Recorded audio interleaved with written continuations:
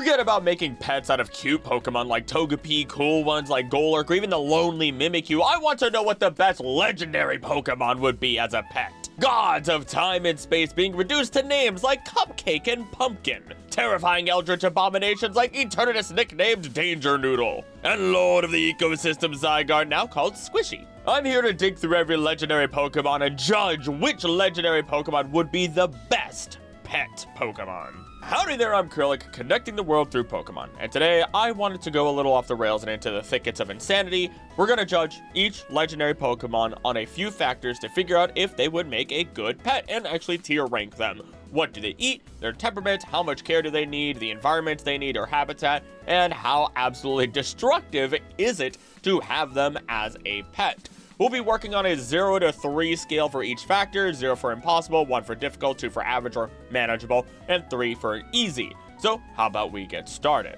First up is Articuno, the ice bird of the sky that is the harbinger of winter. We'll be assuming that we can somehow accommodate for any of these Pokemon, but we'll be judging on what it takes to do so. And in the case of Articuno, I really hope you like a Sub-Zero home. For its diet, it does have a beak I would expect to see it used to crack seeds, so you're gonna need a lot of bird seed to feed this 122 pound or 55.4 kilogram bird. That's already a lot of food to purchase, with one of the largest seed-eating birds being the palm cockatoo, weighing in at roughly 2.65 pounds or 1.2 kilograms on average. They eat roughly 100 to 200 grams of food daily, which is about a half to 3/4 cup of foodstuffs, whether it be fruits, seeds, or leaf buds, something calorie dense. We could try to do some rough math that would let us know through cross multiplication and division that allows us to see a total of 9.2 kilograms of food being necessary for our Articuno. By comparison, an adult ostrich eats about 3 kilograms of food a day roughly, so this isn't all that far-fetched. No, not that one.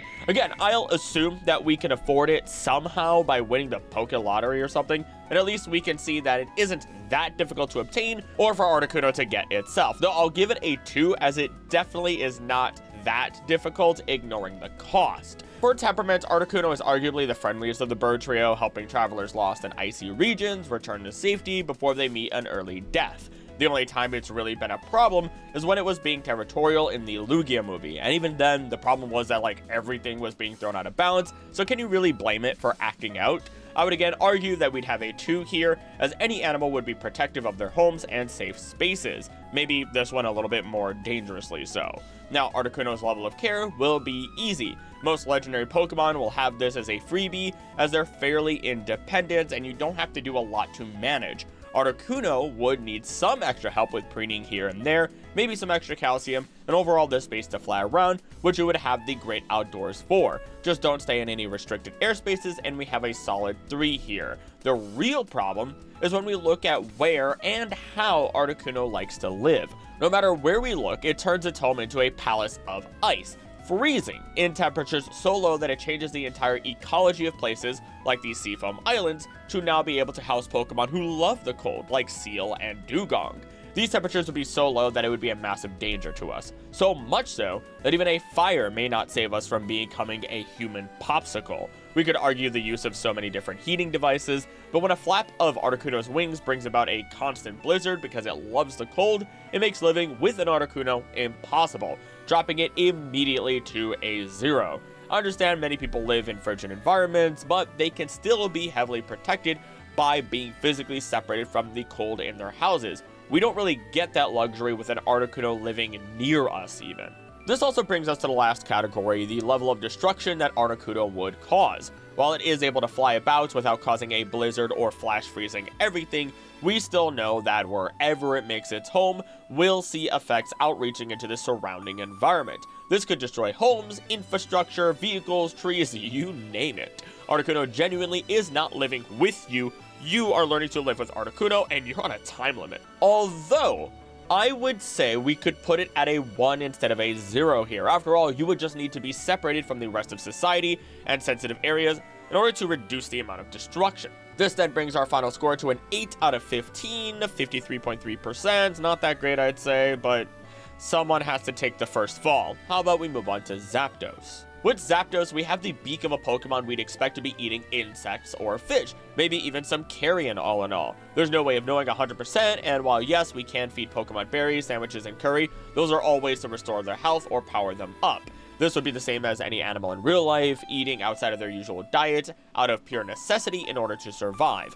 As such, those foodstuffs do not count as their normal diet. If you're fishing or going after bug Pokemon, then I'd say this is even easier than Articuno.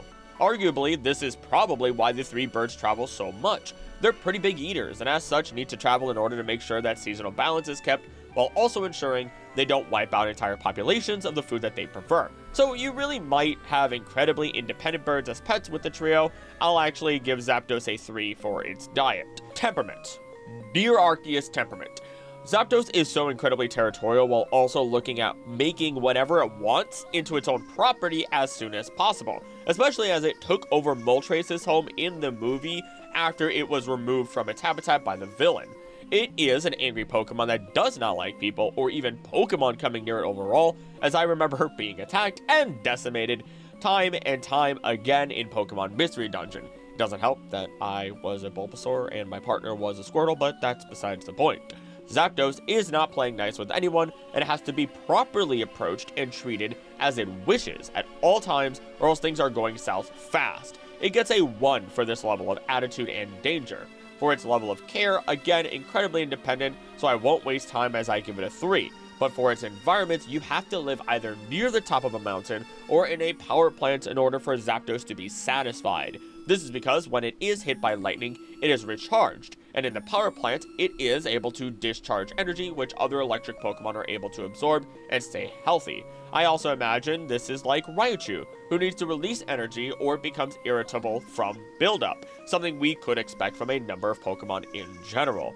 Set yourself up, maybe with a lightning rod or some home generators, and I'm sure things will be just fine in the end. It wouldn't be easy managing it all, but it shouldn't be terrible, so I can give it a 2 here. And lastly, this does make me question just how destructive it would be. If we had some lightning rods, we actually could prevent the majority of damage, but not all of it. After all, Zapdos is releasing electricity from all over as it flaps its wings, so there's a good chance sparks would fly in the negative way and we'd be putting out fires constantly. If you manage to have an open concept home and enough lightning rods, then sure, I think the worst might be avoided and the level of destruction can be managed, but it won't be easy. Settling Zapdos with a 1 for a final score of 10, which, hey, that's a passing grade. On to Moltres. We have a shorter beak than Zapdos, but similar enough overall that we can claim it's also eating fish and cooking them up on the spot for maybe being more of a generalist. I'd stick more to fish though, because despite the type disadvantage, I don't think Moltres will have any issue with most of our fishy friends of the ocean or ponds around mountains, landing it with an easy 3. I've never seen this Pokemon as being aggressive, honestly, and for little reason would it need to be aggressive either. It has flames constantly spewing from its body that are so powerful that they're noted to make the night sky red in color. It's just a legendary where as long as you don't attack it, you're gonna be technically fine, so we can fit it with another 3. The level of care is technically even easier. Lots of short feathers that will get burned up by flames, which while yes, that means a bit of ash here and there, it might be a clean burn and there's no feathers needing to be cleaned up, such as when we would see our other 2 birds molt. Assuming that there even needs to be a cleanup for them, I'm just gonna say we can give it a 3. It takes care of its own issues, at least from that point of view. The environment is when it gets rough.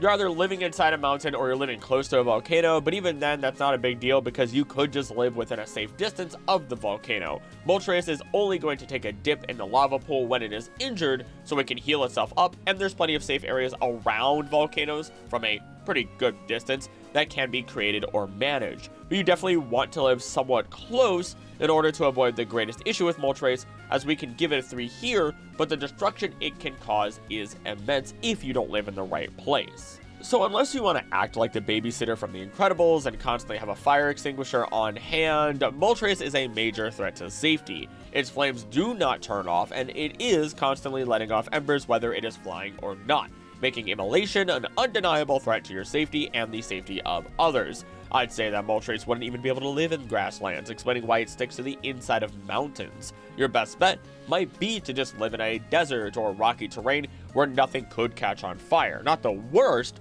but now you're adding Moltres to an already hot environment, and things are going to get rough, especially as it could never be allowed inside the house. To me, this drops it down to a hard 1. You become very limited in options with a pet Moltres, but it still has a grand total of 13, making it a top tier if you could just figure out how to deal with the flames consistently and safely. It feels so immoral to immediately turn to Mewtwo and try to turn it into a pet. Hey buddy, you were created in a chamber and lost your very first best friend only to have your mind wiped and be turned into a weapon. Want to be my pet? Sheesh. Luckily, this isn't us using any of these Pokemon as a weapon. This is becoming a partner with them. It's kind of like what we would see with contest Pokemon or in the manga with Blaine, who only fights with Mewtwo when it's absolutely necessary. I'm also now imagining Mewtwo with a big pink bow, and it's giving me pretty Frieza vibes for some reason. Anywho, while Mewtwo has never really been shown to eat food or really need any level of food, it does tend to meditate a lot and sleep a lot in order to conserve what energy it has, or build it up. It has stayed in caves or even slept inside a Pokeball within Kalos for years before it did anything, so maybe that's all it really needs, so we can give it a 3 for its diet. If we look at the manga again, we do get to see that their version of Mewtwo needs a special chamber in order to keep its DNA stable early on, but we're just going to assume we have a fully stable and healthy Mewtwo amongst the rest of our potential legendary adoptables. In terms of temperament, this ties in well to how much care it needs, and Mewtwo is pretty independent, so independent that it has commanded an entire army of clone Pokemon while bodying every single opponent that has ever crossed its path, with the exception of its technical parent, Mew.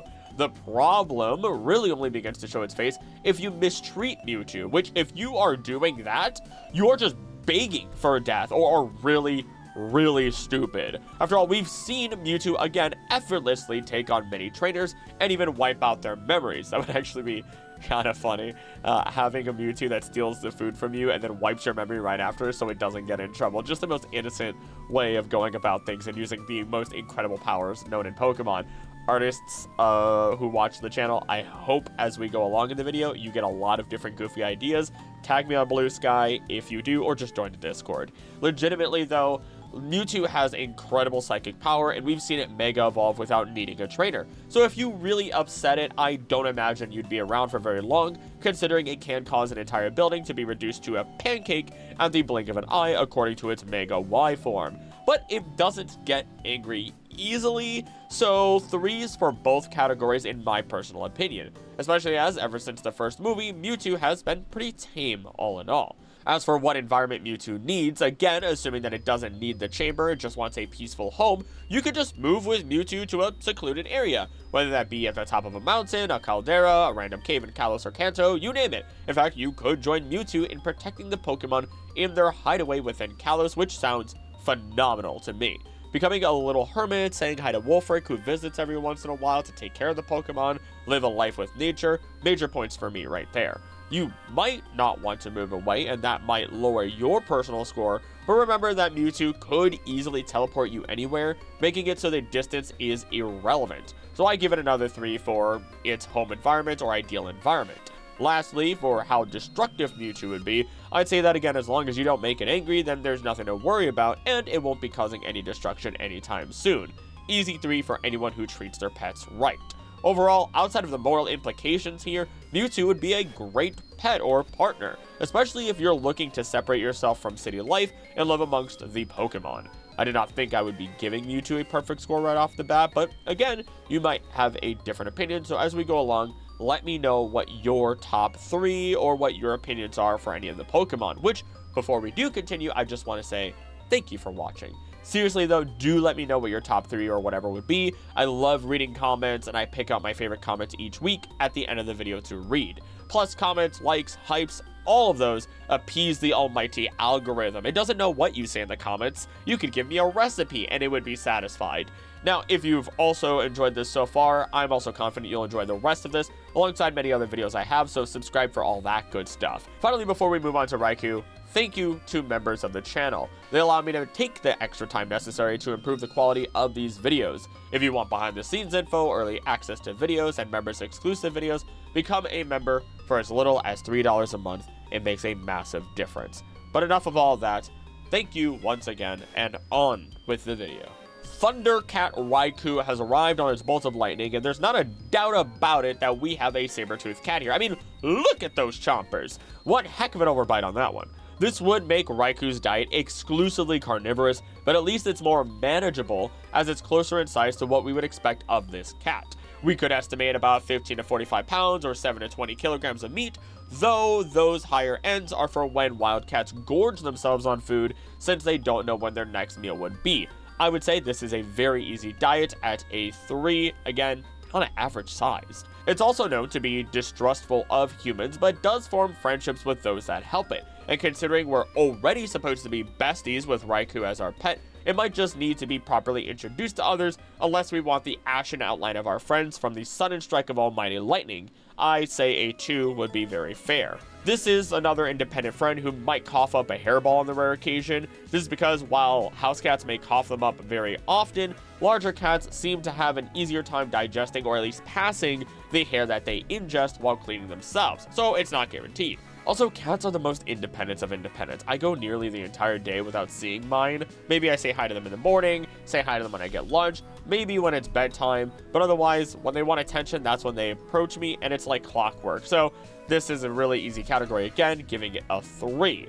Meanwhile, the environment necessary for all 3 of our legendary beasts is kind of up in the air. They're all roaming Pokemon who don't seem to care about staying in one place for very long at all.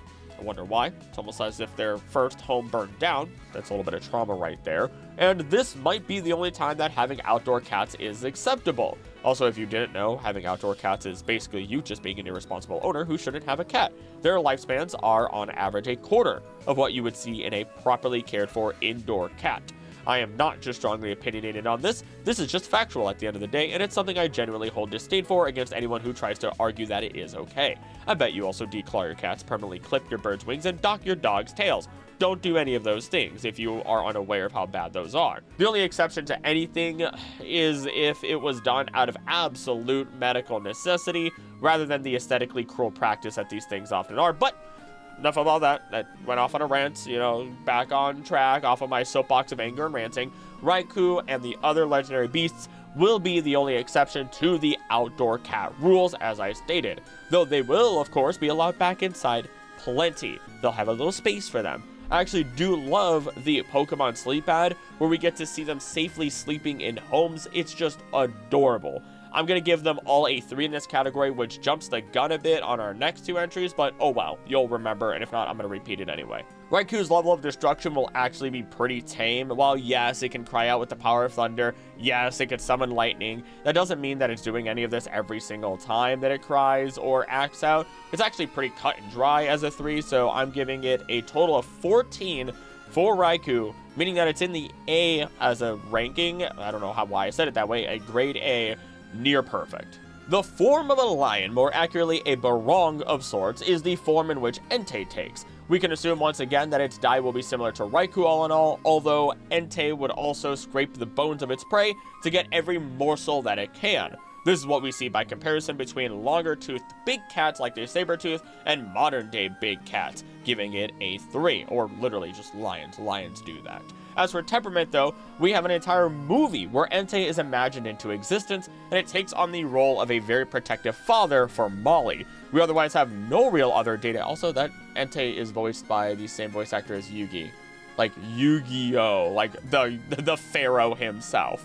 Anywho, again, we otherwise have no real data on it, but I'd like to imagine that since the unknown are able to make proper copies of Pokemon, that this would be the effective protective personality that Entei would have. And it is relatively reflected in other movies like the Zoroark movie, while also fitting well with the idea of the protective barong inspiration. So, 3. Independent, again, but it does have some thick fur all in all. I don't see this as an issue when it comes to its care, but it's just something to consider as I make quick work to give it another 3 in its next category. We already gave it a 3 in the environment, so we just have levels of destruction, and here's where it gets shaky. Entei might not cause destruction to us, but when it does cry out, it is rumored that a volcano does erupt somewhere in the world. And as much as I have denied Pokédex entries and how not all of them could be real, this one might be legitimate since it is a legendary. Sure, that destruction isn't on us or to us, but if you're playing with Entei a bit too much and it cries out loudly, oops, there goes Pompeii.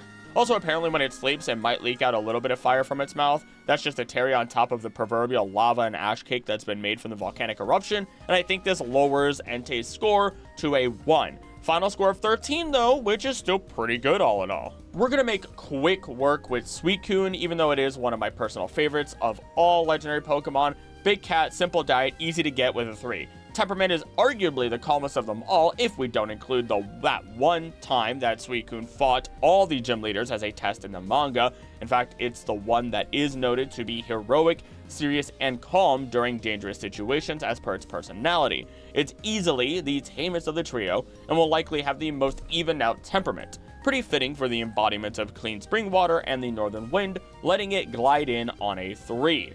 Honestly, if I could give Suicune a 4 on the level of care, I would, but I have standards to stick to. I even dare to say this in the first place because Suicune might end up taking care of you, as well as the entire environment that you live in. Even just Suicune touching dirty water immediately purifies the entire body of it, making it incredibly vital towards keeping things happy and healthy. So it's obvious that I'm giving it a 3 here, while it already has a 3 in environment, but at least it likes to sleep near purified spring water, so that's always a nice plus. As for destruction, Suicune causes 0 destruction whatsoever. It is representative of waters of life, and as such, the closest it gets to destroying anything is when it has to, for the sake of good, bringing it to another 3 with a total score of 15. And look, I do love Suicune, and I wanted to try and take it down a point or two as I fought my own personal bias, but what else is there to say? It's a perfect pet. We're on to our first supermassive Pokemon. I don't care what the Pokédex says. Look at the manga, movies, or even Pokemon Snap, and you're going to feel like an ant by comparison to Lugia. It's sitting at the bottom of the sea, and I guarantee it is eating tons of fish as it glides through the water as easily as it flies through the air. While I would love to assume we could accommodate for its diet, there's no way we're able to keep up without absolutely wrecking the environment. So while it stays underwater to prevent itself from causing immense destruction by just flapping its wings, it probably sleeps all the time to conserve energy. Also, not only is it directly told by Lugia in Pokopia that it can control its powers better, I do question its lung capacity. Those are feathers all over its body, and we never hear about it having any sort of gills to breathe underwater with. I'm just going to give it a 1 for its diet. I would go with 0, but odds are it can handle itself for the most part. For temperament, Lugia is pretty intelligent, and again, in Pokopia, we learned that it legitimately felt bad for causing destruction and scaring Pokemon with its 40-day storm. So it has a pretty clear conscience, while also acting carefully to avoid causing any additional problems, making a clear argument for a 3. It also tells us that it doesn't care to talk too much, so it's the perfect friend to just bed rot with if you have a big bed. Somehow, something that could accommodate for it. Again, infinite Pokédollars, I guess. Or if you just want to use Lugia as your bed. The level of care, once again, super independent. I will say that there might be a few parasites that will attach to Lugia from the water, but they're not going to be a big deal, and it can get them off easily or have other Pokemon help it, setting it as a 3. The real problem is the environment that Lugia lives in. We're talking massive caves that are just barely above water, as we see in Kalos, or the Whirlpool Islands. Also, the Kalos one is just because of Watatsumi's Den, which has the legendary 3 birds, and we don't see Lugia there, but it's pretty clear it's supposed to be for Lugia. Mind you, it did also rip apart the Whirlpool Islands with its storms back in the day, so you want to make sure that you're taking great care of it before it does that again. If we look at Snap or Pokemon Evolutions episode The Show, the only way to even get to Lugia is to dive completely underwater where it sleeps comfortably. I am at a massive impasse, and you might have a different score here, but to accommodate for such a large Pokemon and to have the right environment to not just go underwater or live at seaside, but to go all the way under into the caves to get to it and get its attention is very difficult, but not impossible. Maybe you can just live by the ocean, but then you still aren't living with it, and you have to deal with the caves, so I'm going to give it a 1 here. Destruction. Again, Lugia has the capacity to cause massively destructive storms by accident. It is actively holding back its power so that it can avoid doing so, but all it takes is one bad day or one moment where it gets exhausted from being so careful, and boom! There goes any coastal city within a 100-mile radius, or Florida for that matter, or Louisiana, any of the places really. As much as I love Lugia, I have to give it a 1 here. Maybe things will be fine, but we are put into a situation where a cataclysm could occur with ease. This places Lugia as our second lowest so far with a 9, just above Articuno. the prettiest rainbow Fang Huang that is Ho-Oh, the living representation of the circle of life through revival as we see with the legendary beasts. On one hand, we might be able to give it a diet, but I genuinely do not believe Ho-Oh needs to eat anything at all. It's based on an immortal bird, so we're going to give it a 3. For temperament, it's fairly calm overall. Neither for nor against people, but definitely keeps its distance unless we have that clear bow. Then it finally decides to show up, and it decides to test us if we're even worthy. Whether that means defeating it or going a step further and capturing it, which this feels like another scenario in which we have nothing to worry about as long as we respect it, so we can give it a 3. But for level of care, while independent, do you realize how much work it would be just to call it to us? I'm gonna jump the gun and tie environment to this because other than a volcano in Pokemon Snap where it randomly appears, the only way to call Ho-Oh to us is by having the clear bell with us and going to a place where it will be happy to arrive. In one scenario, apparently it arrives at the Sea Mauville in Omega Ruby, which opens up a whole new can of worms that I'll have to discuss in the future, while the Bell Tower is of course the main location where it does arrive as you need the clear bell and the Rainbow Wing. Like, can you just imagine, hold on, I have to climb to a multi-story tower just to ask my Ho-Oh what he would like to do today. Oh, I forgot the wing. And don't say you can just fly back to the top of the tower. Last I remember, the game doesn't let that happen for whatever reason. So have fun trekking back to the top every time you want to talk to Ho-Oh, since it likes to be treated like the emperor it is. I don't know, maybe the kimono girls have anti-aircraft missiles that they keep under their kimono and just shoot them at you if you try to fly to the top. I'm also going to give it a 2 for environment because at least you do get to live in Ecruteak, which it'll be a great time. It's like a beautiful place that I would genuinely love to like go to. But ultimately, this is another huge creature that has very specific requirements for where it is willing to live. As for destruction, what destruction? Again, I would give it a 4 if I could, since Ho-Oh literally revived and transformed the legendary beasts into what they are today. That's pretty anti-destruction, if I say so myself. So Ho-Oh gets a grand total of 13, which is pretty great. Weird that the 3 fire types so far have somehow managed to consistently have 13, but I guarantee that this will not be the case for the rest. I'm grouping all of the Regis together with Regigigas because all of Big Daddy Regigigas' babies have roughly the same personalities and mannerisms across the board. Doesn't help that they were created by Regigigas, and then if a trainer has them, that Regigigas can just dominate them in battle and just take back control of them completely, so just don't mess with Big Gigas. None of them eat, so we already have a 3 there. Technically, if you really want to, you know, pull hairs or be complicated, you could say Regirock eats rocks, but that's only when it falls apart, so it just picks up a random rock and it puts it into its body, so whatever. Their temperaments are questionable, though, because there's a reason they're all incredibly feared and sealed away. They used to all be worshipped by ancient people, and then all that worship transformed into fear, and then they all went bye-bye. Then, of course, we can unseal them, but then they are raring for a fight every single time. We're even warned not to open their chambers, as outside of any Regi area, there is an Absol just vibing on the route just before their locations. So there's got to be some level of justification for the fear. The only time we really see them act nice is when they are defending the Tree of Life in the Lucario and the Mystery of Mew movie, or when Regigigas helps prevent the world from being destroyed thanks to a massive iceberg that could have also destroyed the real world and the mirror world, and that's all super complicated. But in the first scenario, they just stop attacking and go away, while Regigigas goes back to sleep in the second movie I mentioned, then pops Team Rocket when they accidentally get too close to its throne, which they hadn't even done anything wrong in that movie, if I remember correctly. Team Rocket actually, in a lot of the movies, do almost nothing wrong. They're just kind of there, and actually kind of end up helping around a lot. They even teamed up and followed Newton in that movie as they navigated through the distortion world. So say what you want, but the Regis are not being friendly for very long. They just want to exist, so their temperament gets dropped to a 1 whenever you bother them. And trust me, it could get worse, and it will get worse with future Pokemon. Their level of care, or what you have to do for them, is another gimme, assuming they actually like us and don't find our presence as a disturbance. but it feels like we'd also have to be walking on eggshells a little bit on certain days, or sealing them in a braille-locked chamber before bed every night, or we might wake up to mass destruction, so I'm gonna give them a 2.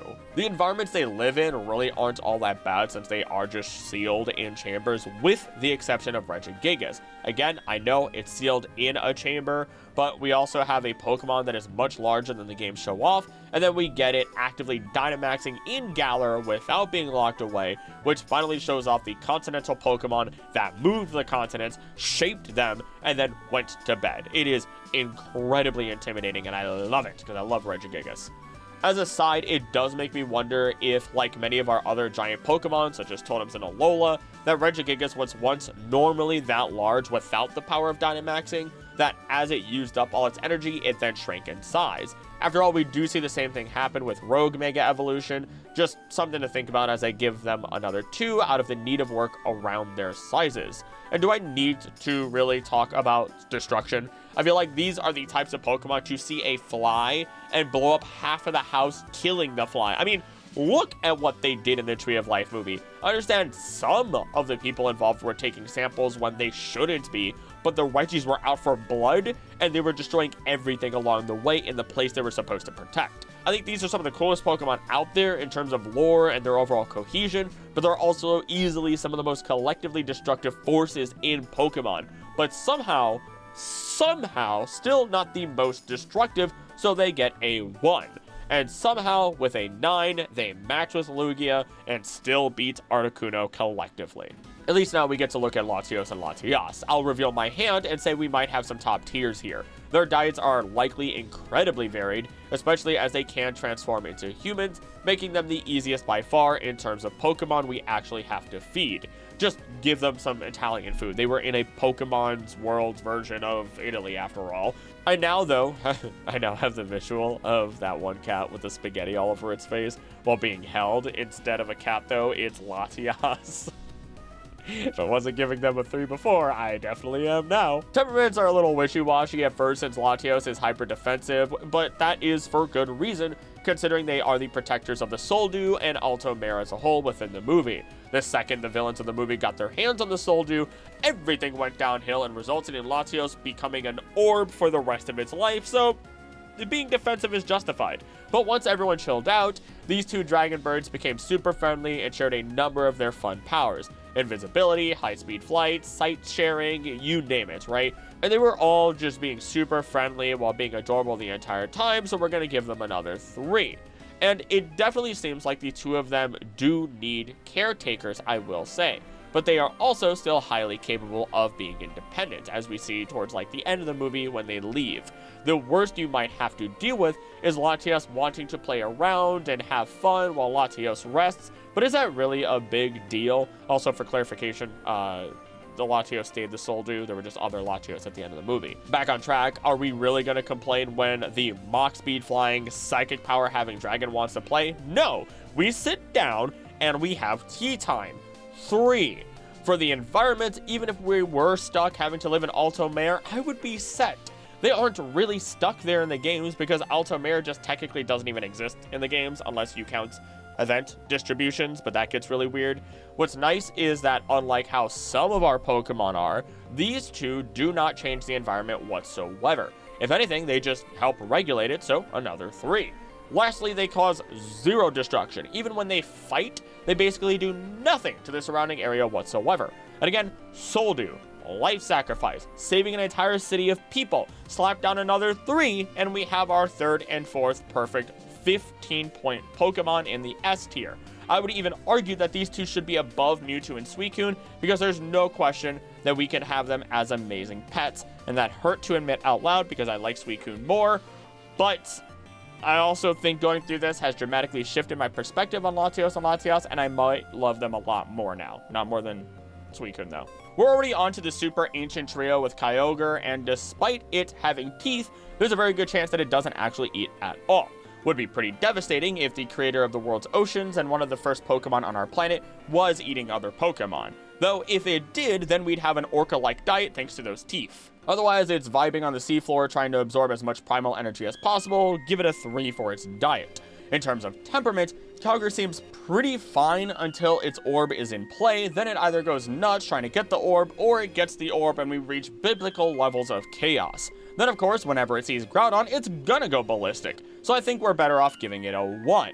The level of care is questionable, because either it is non-existent or you're going to have to take on the role of Rayquaza and prevent the Titans from fighting, and you're not winning that fight if they reach their primal forms. It might just be better to cut the difference though in that capacity and give it a 2 here to kind of balance out those situations.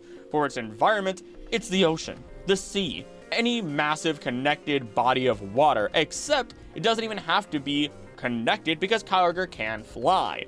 Settle down on a coastal home and live your days out by the sea, as there's no way it was living in your home anyway with its colossal size. But at least, according to Pokopia, it does need to surface in order for rain to exist, so it's not like Lugia who's just going to sleep forever and only come up when it feels like it. Kyogre has a job. Kyogre has responsibilities. Also, how baller would it be to hold on to Kyogre as it changes between the sea and the sky to get around? A flying whale goes pretty hard, which is unrelated to the environment or habitat score, but we're giving it a 3 for those. Closing out with destruction as usual, and God forbid you let it gather enough primal energy or get that orb. It will spawn every type of tornado, every water spout, and tsunami imaginable as it floods the earth completely. That's assuming that Groudon isn't also going primal and Rayquaza isn't powered up enough to take on the new age origin whale. For clarification, Rayquaza in the modern day needs a Mega Evolution in lore to take on their origin forms.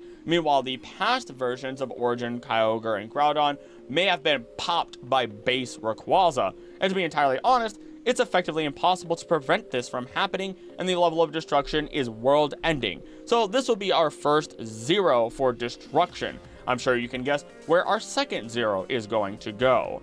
Another 9 at the end, and I legitimately am starting to feel bad for Articuno. Maybe I could have given it a 3 for a diet, I don't know, but I refuse to go back now. I need to stick to my guns. A lot of what was said for Kyogre is what we could say for Groudon in the general sense, but the giant magma-spewing earth-erupting lizard has a whole different level of problems associated with it. But we can at least assume that it is also living entirely on primal energy as well, giving it the same score of 3 for a diet that Kyogre had. Its temperament would also be the same, surprisingly, noted to be incredibly calm and helpful in the past. Its switch gets flipped the second that it senses Kyogre nearby, and likely the orb as well, so another 1 for the board, please. You could also argue the level of care would also be the same, but I'm not entirely sure how much care you could actually provide, since the second it wakes up, we get earthquakes and volcanoes erupting. Plus, it releases lava with each step as it walks around, so you're getting burnt up just by approaching, making this strange because technically the level of care is non-existent thanks to independence. But if it does want love and affection, you're a goner, so I'm personally giving it a 0, as it is basically impossible to even approach Groudon. We could tie this into its preferred habitat too, because while we can work around Kyogre living in the water, we really can't work around Groudon bursting up from the ground all the time and causing another eruption. This is where it would differ from Moltres even, who just has to live near a volcano, while Groudon is basically the volcano itself. So I'm not sure about you, but unless you can train it to emerge from a consistent location safely away, you're not going to be able to provide or live near its habitat. Actually, even if you did manage to figure out how to do that, the resulting lava would just reduce the water in the area, expand the land, and eventually you'd have an entire island, which would be cool if you could live on it and also didn't die from all the pyroclastic material erupting into the air. I'll give it at least a 1 for that, but of course we have to give it a 0 for the world-ending destruction that it would cause when it reaches its origin form. Arguably, I'd say it's worse than Kyogre, because at least with a world of pure water, life would restart. Meanwhile, a world of pure land would just be desolate, and we'd watch as everything wastes away to nothing.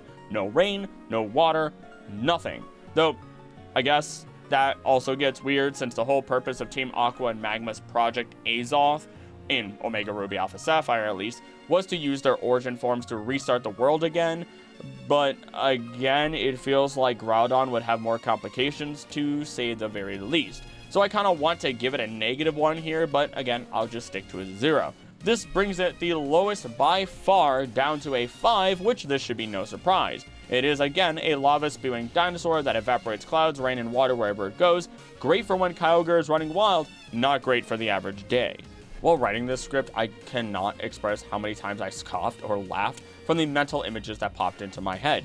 For example, with Rayquaza here, I immediately saw Zinnia getting bopped in 30 different ways, it erasing Deoxys, eviscerating Kyogre and Groudon, and now we're trying to paint its nails and send it into a Pokemon contest with the tiniest little smile on its face.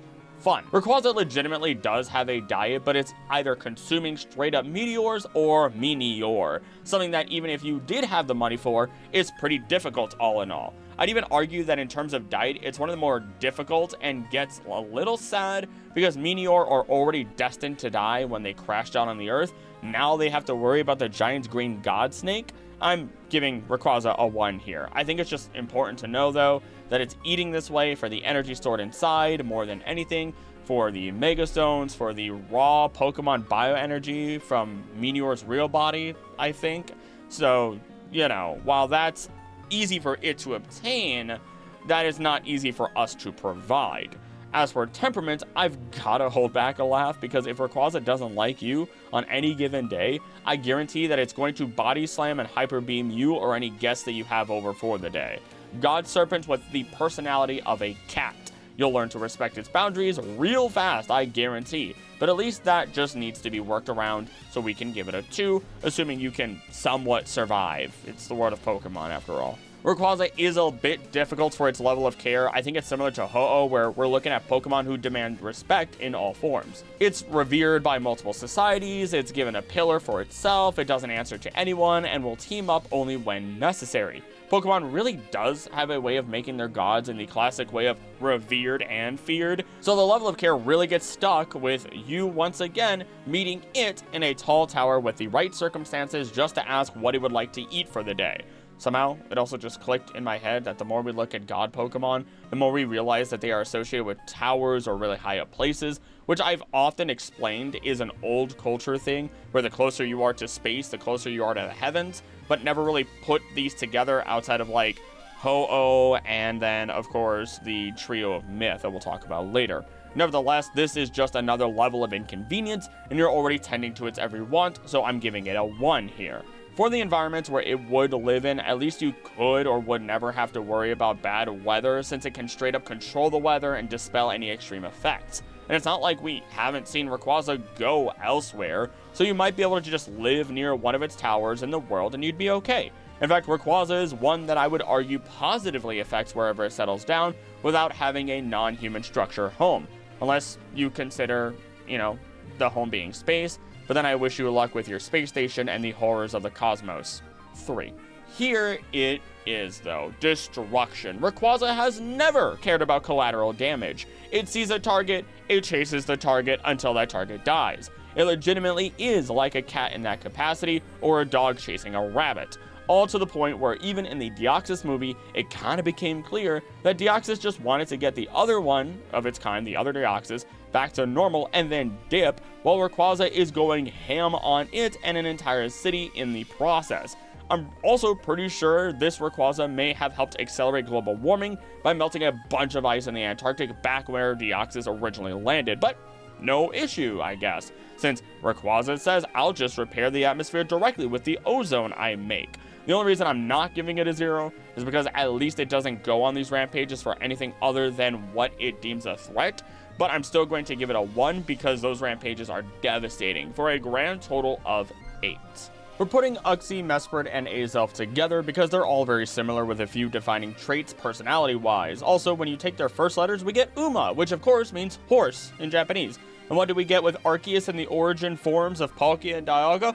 Horses! It's my favorite little tie since the Lake Guardians are lake gods and horses are the chosen steed of the Shinto gods, with Shinto being something Pokemon seems to take a lot of inspiration from, but I have a couple different videos on all of that. Back on track, these 3 are super easy. Their diet is non-existent, as some of the first beings that came into existence. So 3. Their temperaments are just a textbook definition of adorable, as they just exist, test us to meet their qualities when we seek something from them, and then they just vibe overall. Though if you are a legitimate threat, they will take away your intelligence, emotions, and willpower, reducing you to a husk as they tack on a future sight attack that is literally unavoidable. I'm also pretty sure they killed an entire group of villains in the anime with this power too, but we'll ignore that. Easy 3. Their level of care is also non-existent. I imagine they would happily float about alongside us and be genuinely curious about what we as a mortal do. They're also very intelligent overall, so there's a chance they might even help with some self-improvement, which I think would be pretty neat. Imagine Uxie helping you learn easier, Mesprit being an emotion regulator, and Azelf getting rid of things like choice paralysis. It just sounds like heaven. So 3. They do primarily choose to live in some sort of pocket dimension within their lake dens, but they also have the ability to effectively teleport across the globe with minimal effort. So I'd say you could live anywhere, tend to some of their comforts, and you have the perfect little psychic Pokemon to join along whenever they feel like. 3. And lastly, the destruction they cause is non-existent. They only act to defend themselves, simple and clean. 3. Perfect scores for the Lake Guardians, which I should have expected no less. They're some of the few legendary Pokemon that are adorable, highly technically useful for day-to-day life, are quite literally gods, and aren't a major threat to everything.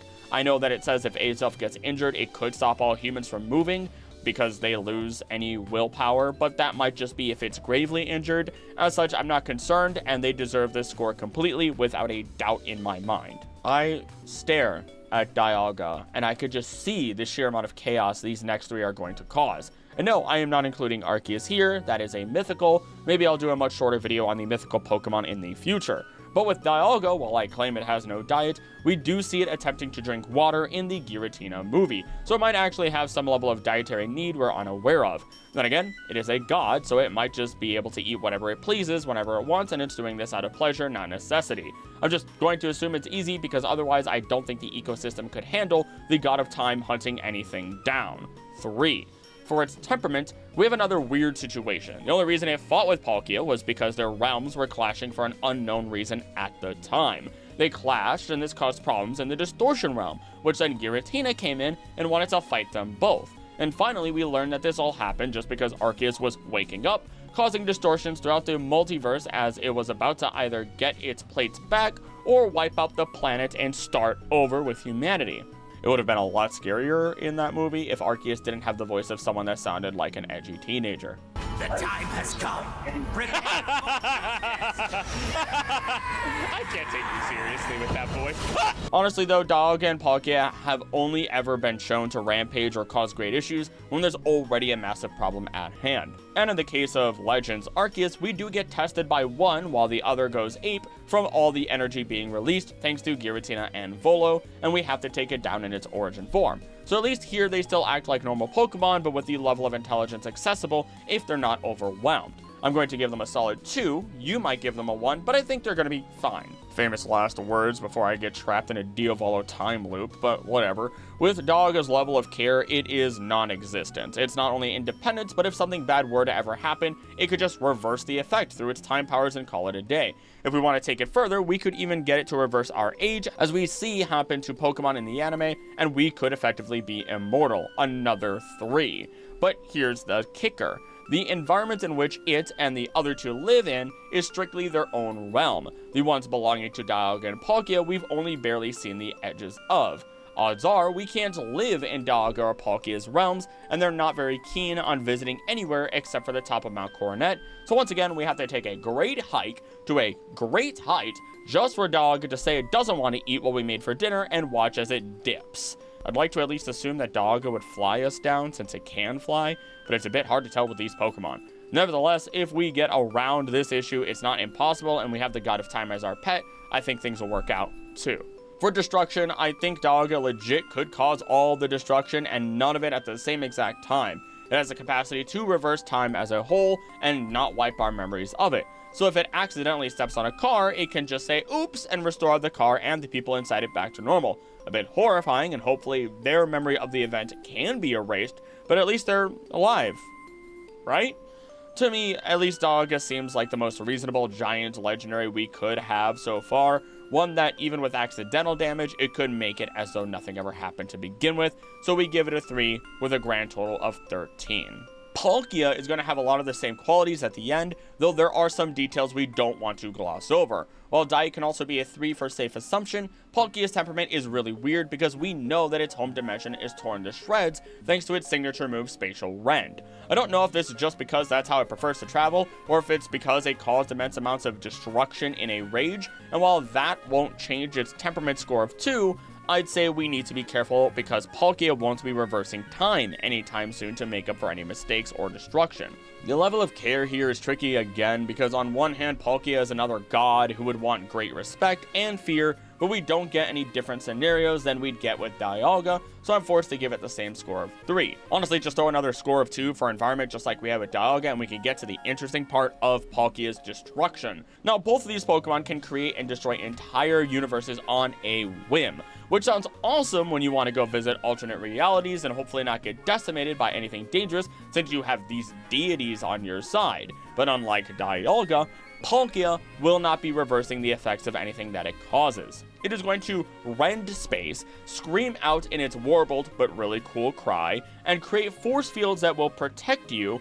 and maybe anything else if you ask it to protect anything. So while it won't be reversing the effects of its destruction, it could at least prevent destruction along the way.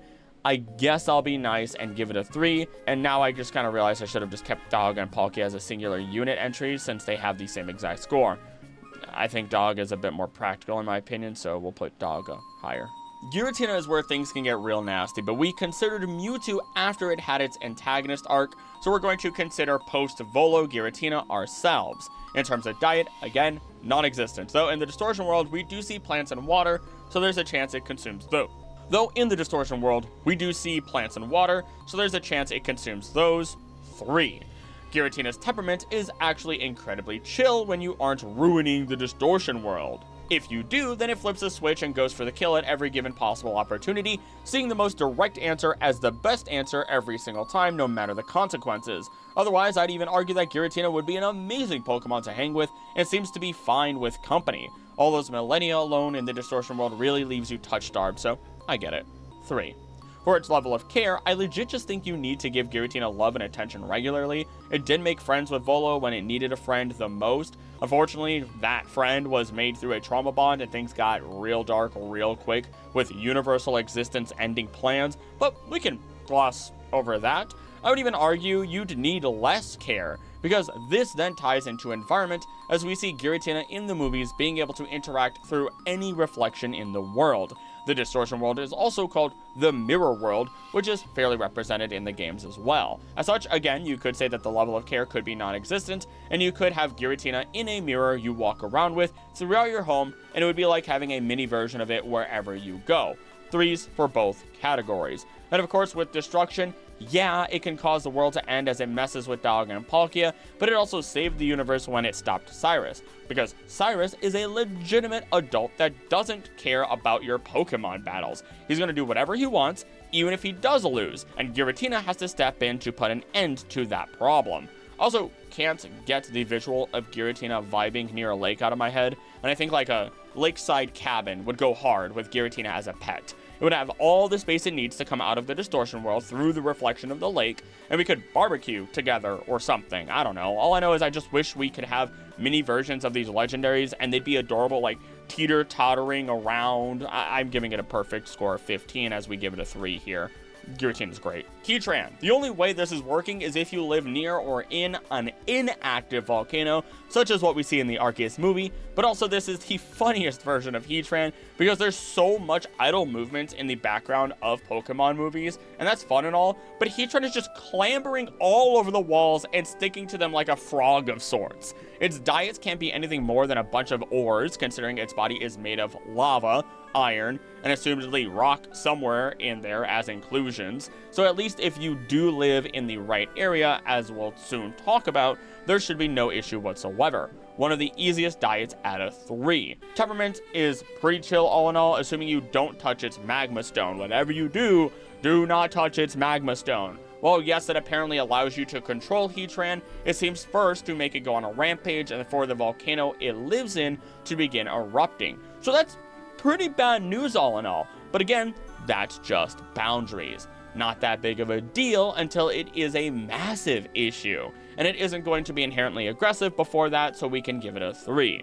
As for level of care, another independent and easy one, but I just think about all the footprints and ashy trails that it's going to leave behind, plus its blood boils like magma, its own body is melting from the sheer amount of heat that it releases, so I don't think it's safe to touch or necessarily be around for long periods of time. Hard to know for sure since we don't know how much heat is actually being released from its body, so, then imagine how that heat would affect the temperature in a room, or maybe even cause objects to burn. I think that the care then is more about what it causes rather than directly to Heatran, so I'm going to drop it to a 1 if it even walks through your house at all, since it really isn't that big and it could probably do so. Again, for that environment though, we're talking volcanic, which seemingly isn't terrible in the case of a dormant volcano. Is it safe to live inside of one? Probably not. But you could live close to one and things would be no different than how I scored Moltres, so to be fair, we'll give it a 3. And of course, we have Destruction. Again, just don't touch the Magma Stone, no matter how much you might want to. Do not touch it, and everything will be just fine. No volcanic eruption, no angry Heatran. Make sure all your guests know not to touch it unless they want the blood of millions on their hands.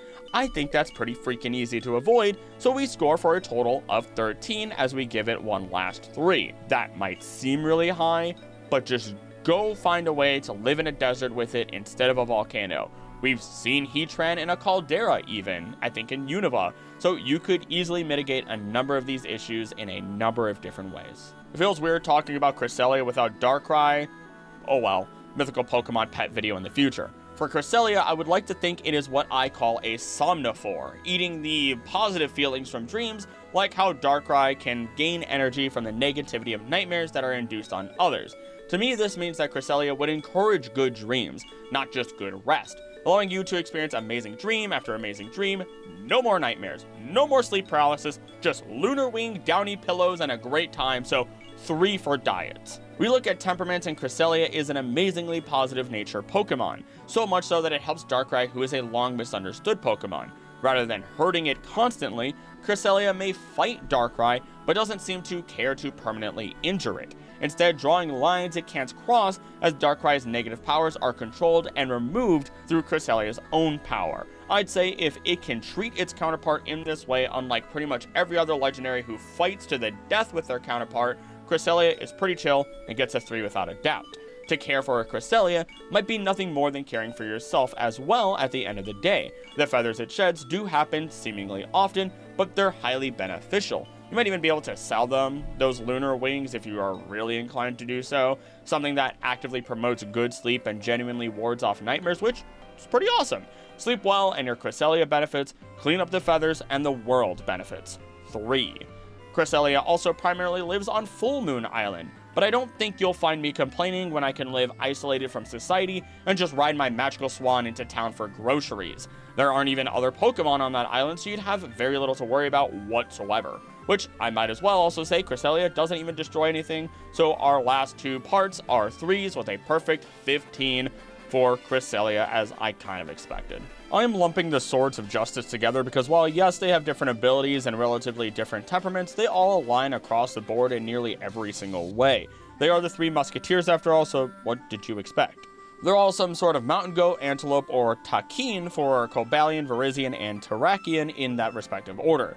This makes them all easily hooved mammals that will graze on foliage, grass, roots, berries, vegetables, some combination of all that in some capacity, so their diets are incredibly easy to meet at a 3.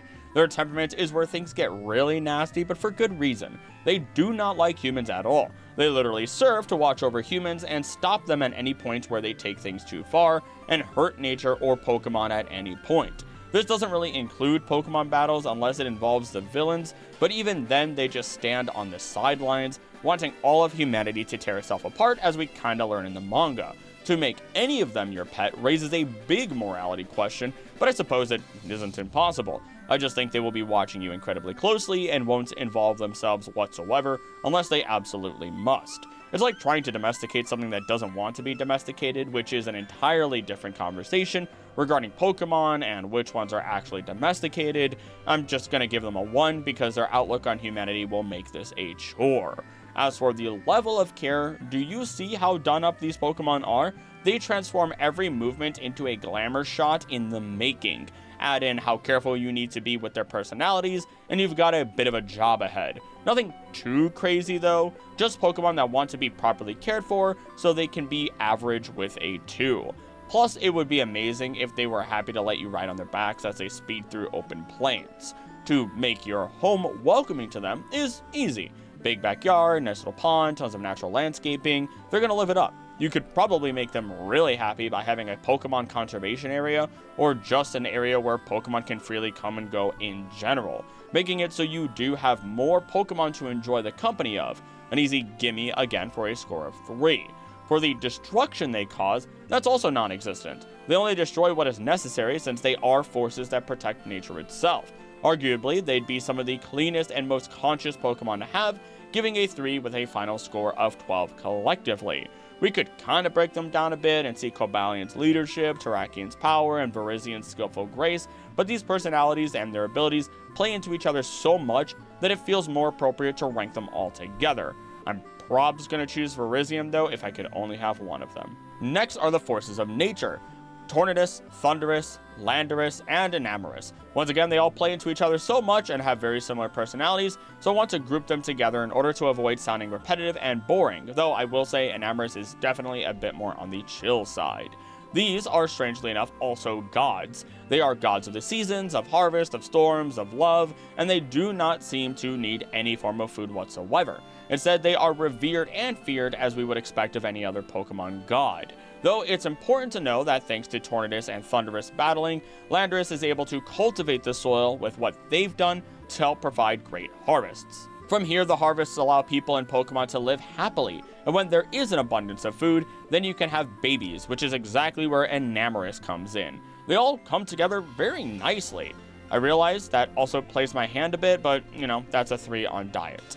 With temperament, it gets difficult. Tornadus and Thundurus fight each other a lot, but that's also their purpose. Meanwhile, Landorus is well worshipped rather than fully feared, being the bringer of harvests and a Pokemon that quells the other two with ease. All while Enamorus is also another very calm Pokemon that does not enjoy battling. If we are judging them separately, I'd say we'd be getting a 1 for Thundurus and Tornadus, but 3s for our other two, so I'll just knock them all down to a 2 overall. Again, they play so much into each other that grouping their scores feels appropriate, though I gotta say it's gonna be really weird when these humanoid Pokemon try to relax with you, or maybe sleep in your bed. Yeah. Their level of care boils down to worship, once again, taking care of their shrines, which is admittedly something that can be very calm and peaceful, something that you can easily get onto a schedule, and they would likely even help you by flying you from one shrine to the next, so it wouldn't be much of a bother whatsoever, and that's a 3 to me. Speaking of shrines, while you likely can't live immediately next to them, you could live in areas around one of the shrines, each of them being not too far from New Novan civilization, and honestly being in what would be incredibly peaceful areas, so it sounds like a dream to me at least for a good score of 3. Destruction, though, is where things get really nasty again, because once more, we need Thundurus and Tornadus to fight each other so Landorus can cultivate the soil. Meanwhile, Enamorus vibes on the sidelines and steps in only when anyone disrespects any form of life. She then descends from the clouds and delivers wrathful and ruthless punishment. After all, it is called the Love-Hate Pokemon. Theoretically speaking, if we can have all 4 of them, then Enamorus might just be able to prevent anyone or anything from getting hurt. Sure, some worms or soil critters otherwise might get blasted, but there's not a lot that can be done there.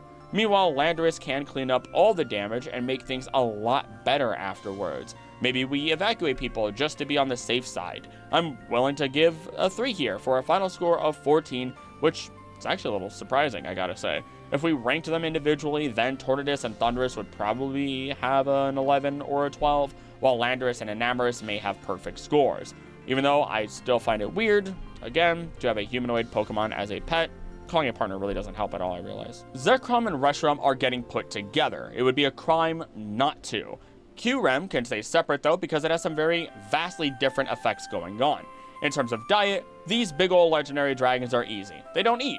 Just let them rest and dream inside of their dormant orb forms and you have nothing to worry about. You could even walk around with them in their orb form, and I believe they know exactly what's going on the entire time, so that's a 3. For temperaments, we're already assuming that they like us, otherwise they would have erased our entire existence the second they laid eyes on us. This isn't to say they do this to everyone and everything they dislike, it's just that if you try to awaken them and you fail, then you likely will not be getting a second chance. So with that issue aside, I think it's fair to say that these noble dragons of truth and ideals would be incredibly calm, and we can give them a 3. Their level of care, though, is weird. On one hand, Reshiram might need a few baths to maintain those pristine white feathers, while Zekrom is nothing but muscle. So, lotion? I'm not sure what to do, I have to be honest with you. I just kind of have the visual now of Zekrom posing with its muscles while oiled up, and you too can live with that image inside of your head. Otherwise, just give them a nice little pillow to rest on when they're in their dormant form, and you're probably fine, so 3. These dragons like living on or around castles. They enjoy their Dragon Spiral Tower, as that's where they go if we defeat them instead of capturing them, but also find out that they used to, or chose to rest, in Relic Castle and the Abyssal Ruins before they were found and moved to the Nakreen Museum or kept in the hands of Ghetsis. Which, you know, I'm starting to wonder if people somehow induced the land to surround the Relic Castle to avoid Zekrom's wrath, absorb the lightning, and the Abyssal Ruins were flooded to avoid Reshiram's wrath, but the kingdoms didn't mean for it to be that extreme.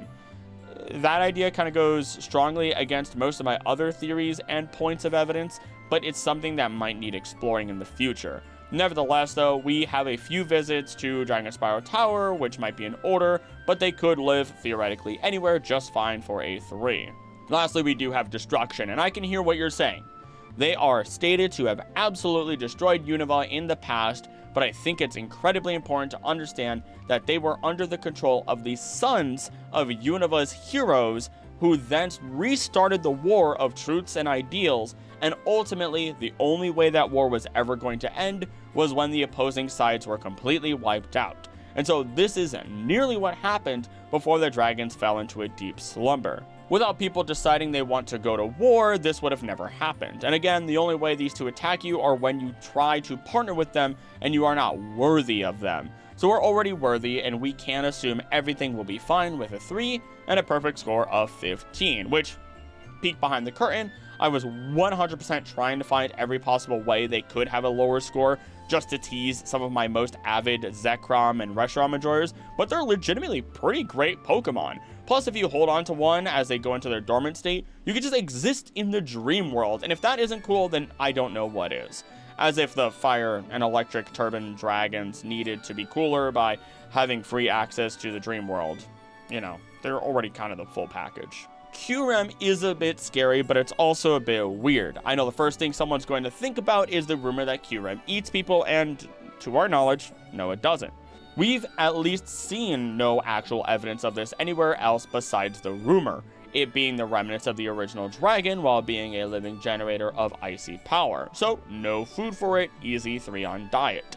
Temperament is what makes Kyurem one of the scariest out there. All you had to do was approach the giant chasm where it lives, and it sensed you, resulting in it releasing so much energy that it traveled through the multiple levels of the cavern, freezing everything along the way, and then turning the area around the chasm into a place so cold that Metagross and Mamoswine can evolve to exist and freely live in the area. That is some intense levels of power and aggression, a howl that demands that you stay away. It also actively seems to side with Ghetsis, choosing to do so even after it was forcefully captured by the villain and abused for its icy powers to freeze Opelucid City. It of course does so because it wants to return to its true form alongside Zekrom and Reshiram, but something is missing that we can theorize on but have no definitive answers to. Either way, this drops Kyurem to the lowest score of a 0 on temperament. I'm not even sure what level of care you can even provide to Kyurem. Sure, it is independence, but you're dealing with a Pokemon representative in part of Absolute Zero in terms of temperature. Maybe you can help pick ice off of its body since it is only trying to freeze the energy within it, but then that same energy leaks out and its body freezes. Kind of weird overall. I'll say if we somehow can be proper friends without walking on eggshells the entire time, then we'd have a 1. You'd be picking off ice the entire time though. As for environment, it is legitimately worse than Articuno. Kyurem staying in the giant chasm affects the ecology of more than just a secluded cave or an island.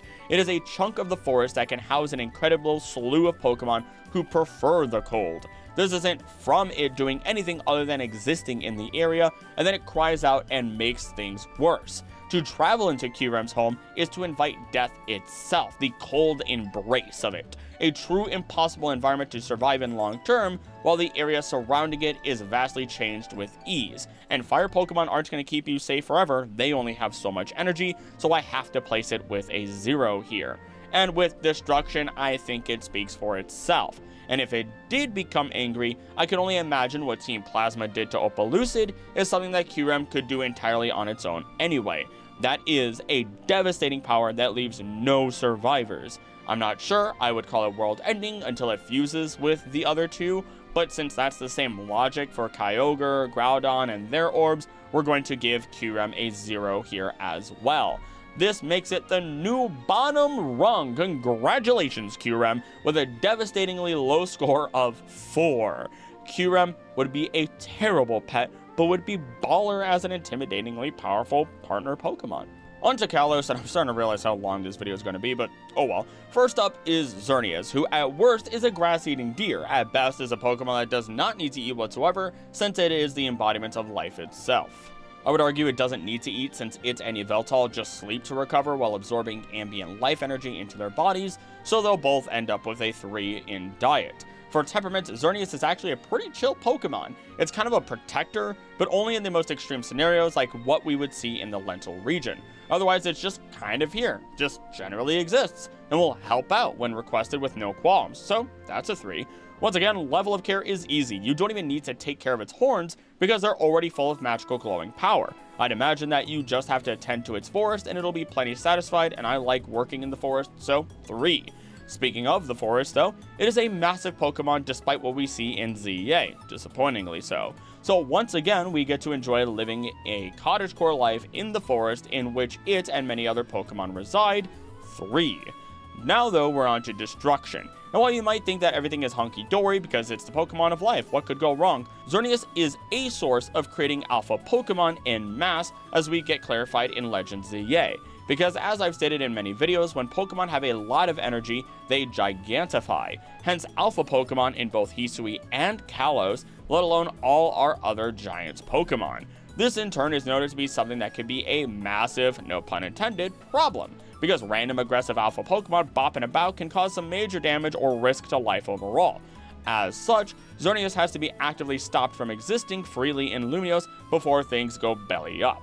This is the natural state of Xerneas, to gather and release life energy, but too much in one spot is dangerous. We could argue it is incredibly dangerous overall, but not necessarily world-ending, because after all, if everyone is alpha, then nobody is alpha. So I'll give it a 1 here just because it is a major risk. This then gives Xerneas a final score of 13.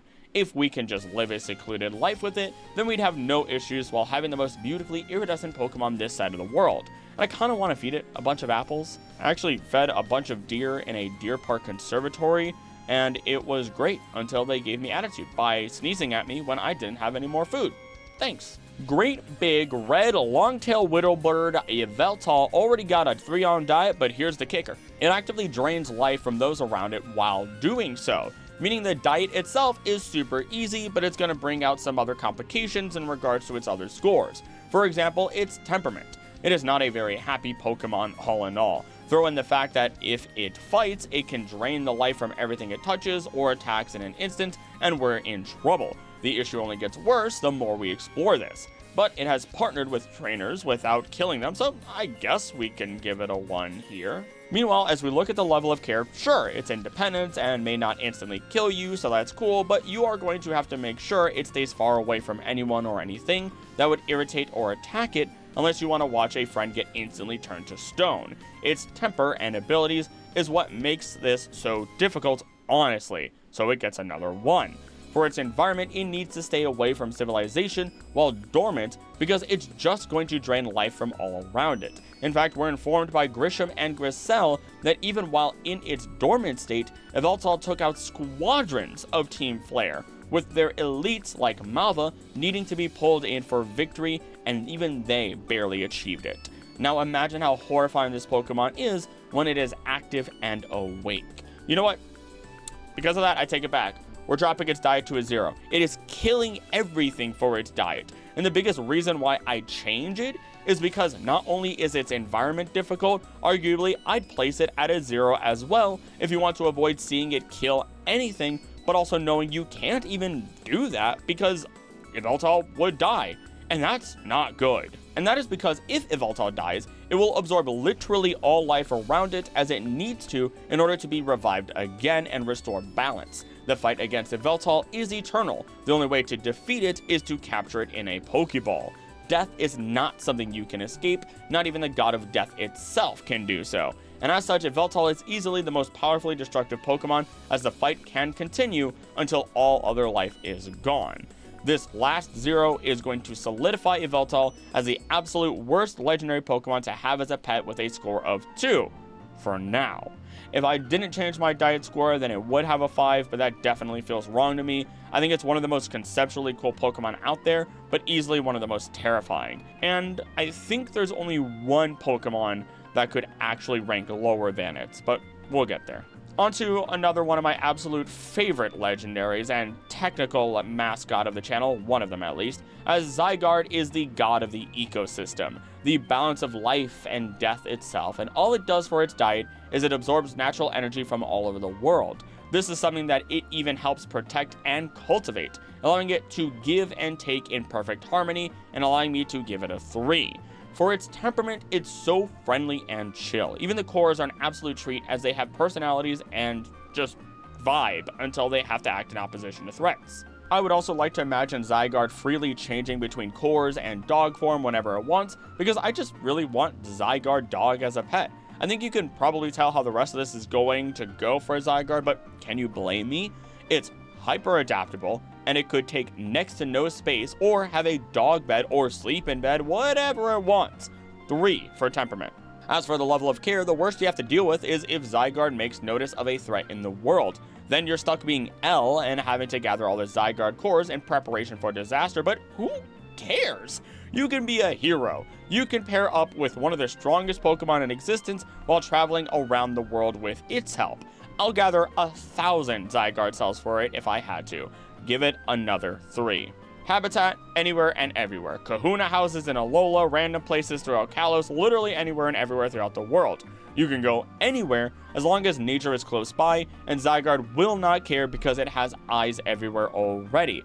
Big Brother Zygarde is always watching, but this isn't a surveillance state utopian hell. It's a natural defense system for the good of the world, and it's genuine about the fact. So again, high adaptability, 3. And finally, we have Destruction. Even when it was absolutely barraging Ange in ZA with massive power or reached its mega form, Zygarde somehow managed to not only prevent Ange from destroying anything in the surrounding immediate area during the fight, but Zygarde also kept all of its attacks perfectly on Ange the entire time without destroying anything itself. This Pokemon has immense power and insane amounts of control over that power. I would give it a 4 if I could in so many of these categories, and it is going to the top of my list, but Zygarde is one of the most, if not the most perfect pet Pokemon in my opinion. Also, we literally have Squishy the Zygarde core that was with Bonnie in the anime. I want a Zygarde cell to chill with me in my lab coat, kind of like in the pocket here, just as we like survey the world's ecosystem. But enough of that. There's still more Pokemon to go that can get perfect scores, but I doubt anyone is going to beat Zygarde for me personally. We've got Silvally now, as type null doesn't really count in my opinion. Literally, if you become best friends with a type null, then it will automatically break free and become a Silvally. So there's my logic on this one. The easy part is that we can assume since Silvally is a chimera of a Pokemon in the attempt to mimic Arceus, it could very well be a true omnivore. It was intended to be an Ultra Beast killer, not capturer. Full-on kill. So it might even be the only creature we know that could maybe eat an Ultra Beast. Wild assumption on that last part, but fair to try and assume, I think. 3. For temperaments, we once again have it in its Silvally form now. If this was back when it was first created and just named Type Full, then we'd have a big problem as it and its siblings all rampaged uncontrollably. Though I do wonder if that's a lie, considering these specific experiments were likely super harmful and inhumane towards these Pokemon. Though, with again, Silvally in specific, we have a Pokemon that is like a big old guard dog that is incredibly loyal and should be pretty chill. 3. The level of care is a little here or there. It has traits from a number of different creatures, mammals, fish, maybe some bird, and we don't even know what its organs look like, so it could be an absolute mess in there. All we know is that it is a very powerful Pokemon, and the hardest part is already over, which is becoming proper friends with it despite its original rage, which, kind of like Giratina. Okay, I'm very curious now, because we know the Aether Foundation actively researched Arceus and the Origin Trio in the Canalave Library in Sinnoh in order to create Silvally. I wonder if they hardly got any info on Arceus specifically, because without Cynthia, there would be no info in that library on Arceus, I assume. I wouldn't even count Volo since he seems very uninvolved until Legends ZA.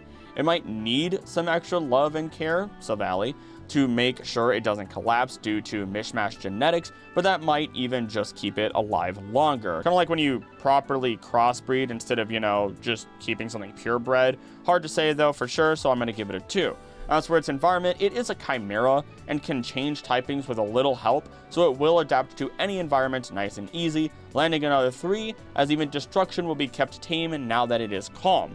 For one last 3 then, we have a solid 14, and if you personally want to give it a 15 by assuming maybe it doesn't need extensive analysis and care, then Silvally can be a prime and very loving perfect pet Pokemon. I am once again grouping Pokemon together as we have the Tapus. Each of them demand and force respect. They are worshipped as deities while also being feared as wrathful gods within Alola. Their will is absolute. They destroy those that disrespect nature. They toy with those that they deem even remotely annoying. They choose the Kahunas for life as their position, but they are also the stalwart guardians of Alola.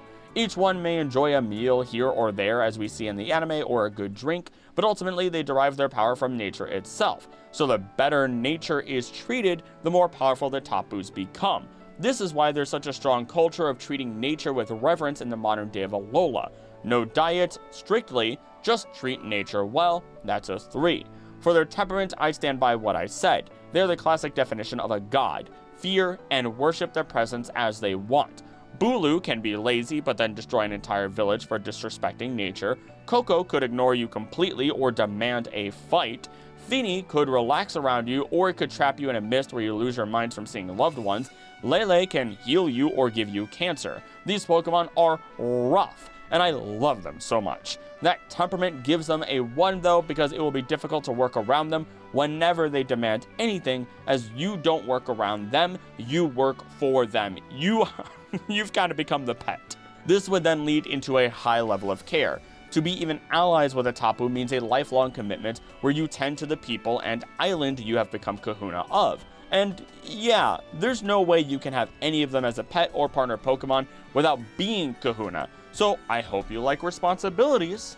I personally would love the position in Alola, but I know others wouldn't want that level of responsibility, and it is a lot. So I'll give them a 1 because it means you are taking on Alola's toughest battles and leading the next generations through grand trials.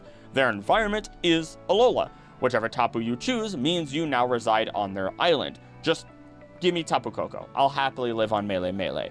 Maybe even Akala, as I hope Tapu Lele grants mercy onto me.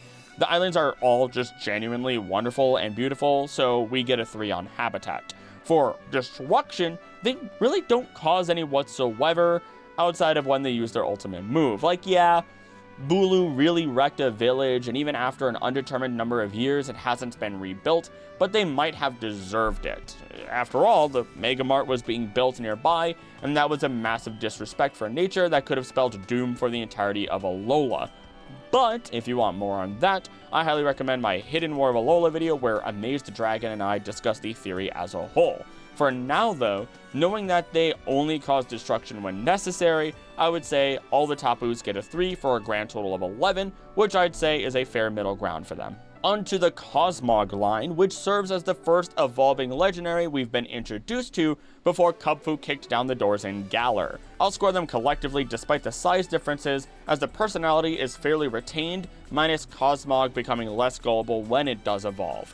Cosmog and Cosmoem both also float. meaning that despite Cosmoem weighing some 1,000 kilos or shy of it, it's no issue to carry around whatsoever. It just kind of exists until you take it to the Altar of Sun or Altar of Moon, which is an inevitable situation. After all, Cosmog's whole purpose is to gather space dust until it reaches Cosmoem, then get blasted with enough energy to become Solgaleo or Lunala. Their diets transform from being literal atmospheric dust to light for about a second, and then not having a diet whatsoever since they are living generators of sunlight and moonlight, which I will never find it normal that moonlight in Pokemon is not just light reflected from the sun, but an entirely different light itself that can be generated within the world of Pokemon, as we see with Lunala. It's a fantasy world, so what do I expect? But whatever. We get an easy diet for 3 here. Their temperaments are some of the sweetest in terms of legendaries. Instead of being indifferent or aloof, we have legendary Pokemon that are actively very loving. I mean, come on. We get to see Solgaleo lick Ash like the big cat that it is. Meanwhile, it and Lunala are very protective, and Cosmog is an adorable and naturally curious Pokemon that seems to get distracted very easily. It's so hard to see them as having a negative temper and not see them all as just being adorable, so 3. Their level of care is non-existent. Sure, you have to protect Cosmog, and that might be the hardest part, but it really isn't at the same time. The reason the first Solgaleo and Lunala dropped off Cosmog and Alola was because it was originally very safe and the Tapus could protect Cosmog if something were to happen, as they were forced to be babysitters after Solgaleo and Lunala wiped the floor with them.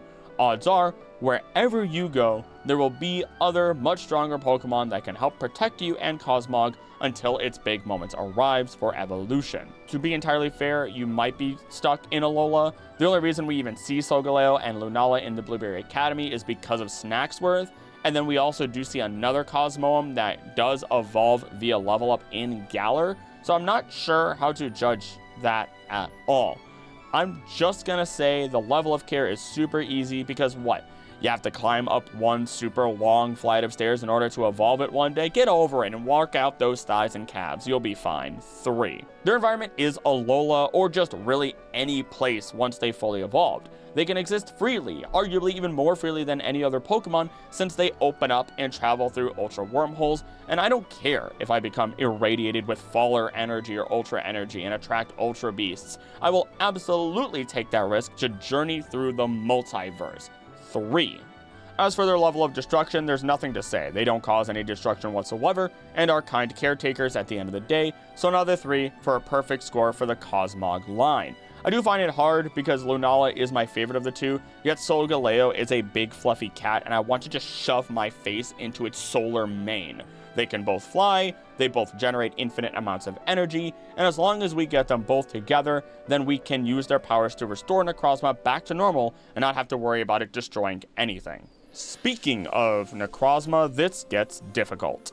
We've considered the final versions of Mewtwo, Silvally, and others, so I think it would be fair to try and make Ultra Necrozma your pet. And that sentence was as ridiculous sounding out loud as it was in my head.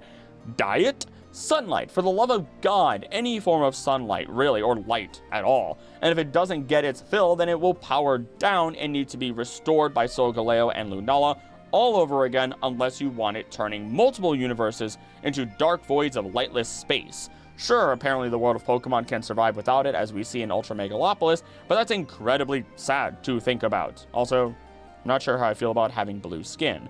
This is not something we can avoid either, by the way. This is an inevitability, and we can only hope we don't live long enough to see it happen again. Nevertheless, we're swinging that pendulum between 0 and 3, and despite my love for this Pokemon, I am giving it a 0.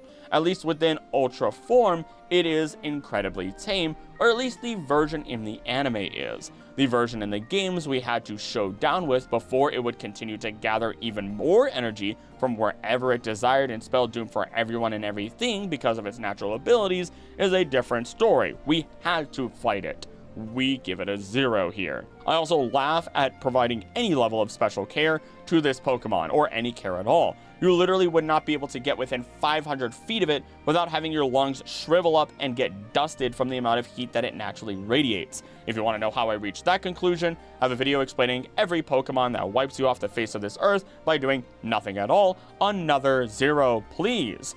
Its environment is Ultra Space, literal Ultra Space itself, not all the other universes that exists. The closest you get to a normal world is Naganadale's unnamed world in the anime, but that's even a bit of a stretch. If this thing exists on a planet in its entirety for a short time, then everything is in trouble, especially with how massive it really is. It is another great embodiment of the sun, so the sheer amount of destruction it would even cause is beyond world ending. But when it runs out of energy, it can be multiverse ending. So I'm actually surprised, but we have zeros across the board for Ultra Necrozma. Actually, I don't know why I'm surprised at all. It's one of the largest Pokemon in existence, much larger than the Pokedex or the games like to claim, and the sheer amount of energy it releases is both beautiful and catastrophic. Just give me a 3-inch tall version of Ultra Necrozma that is just warm to the touch rather than all powerful. I'll feed it by using a sunlight lamp or something, and it could sit on my shoulder all day. Onto our wolves from Galar, Zacian, and Zamazenta, and while I could literally just call them super sleepy wolves and call it at that, you know that would be too easy. For starters, we really don't see much of them until the end of our story. Even when we see them at the very beginning of the game, those aren't actually them. Those are just illusions cast by Pokemon like the high-level Munna and the Galarian Weezing there that made the misty terrain, or at least that's what I strongly believe based on the area within the games, but we're not here for that. What we are here for is that their diets will assumedly be on the more carnivorous side, as we would expect of wolves. But other than becoming superpowered, there really isn't much of a difference, even by size comparisons. 3.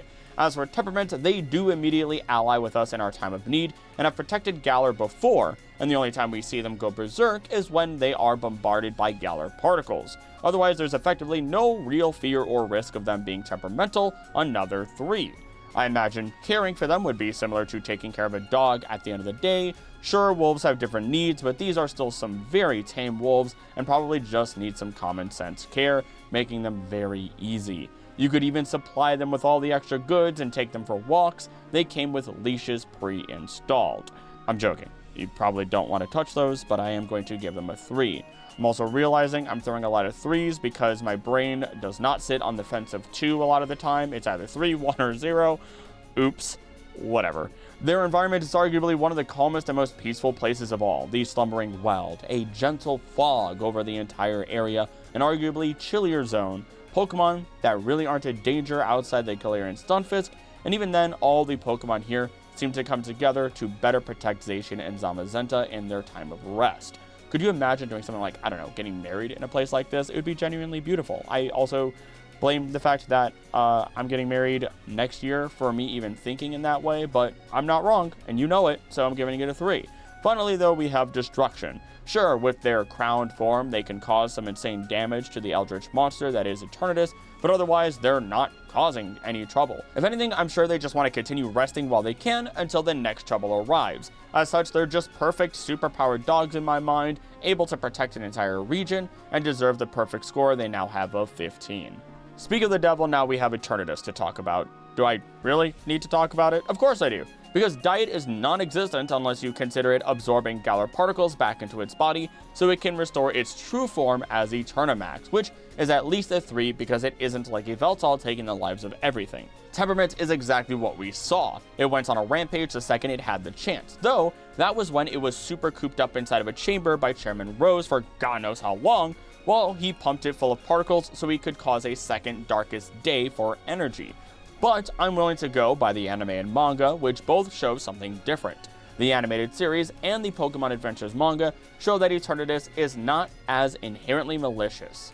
Actually, it's not an inherently malicious Pokemon at all, with its triggering of the Darkest Day being in part due to its inability to fully control its power.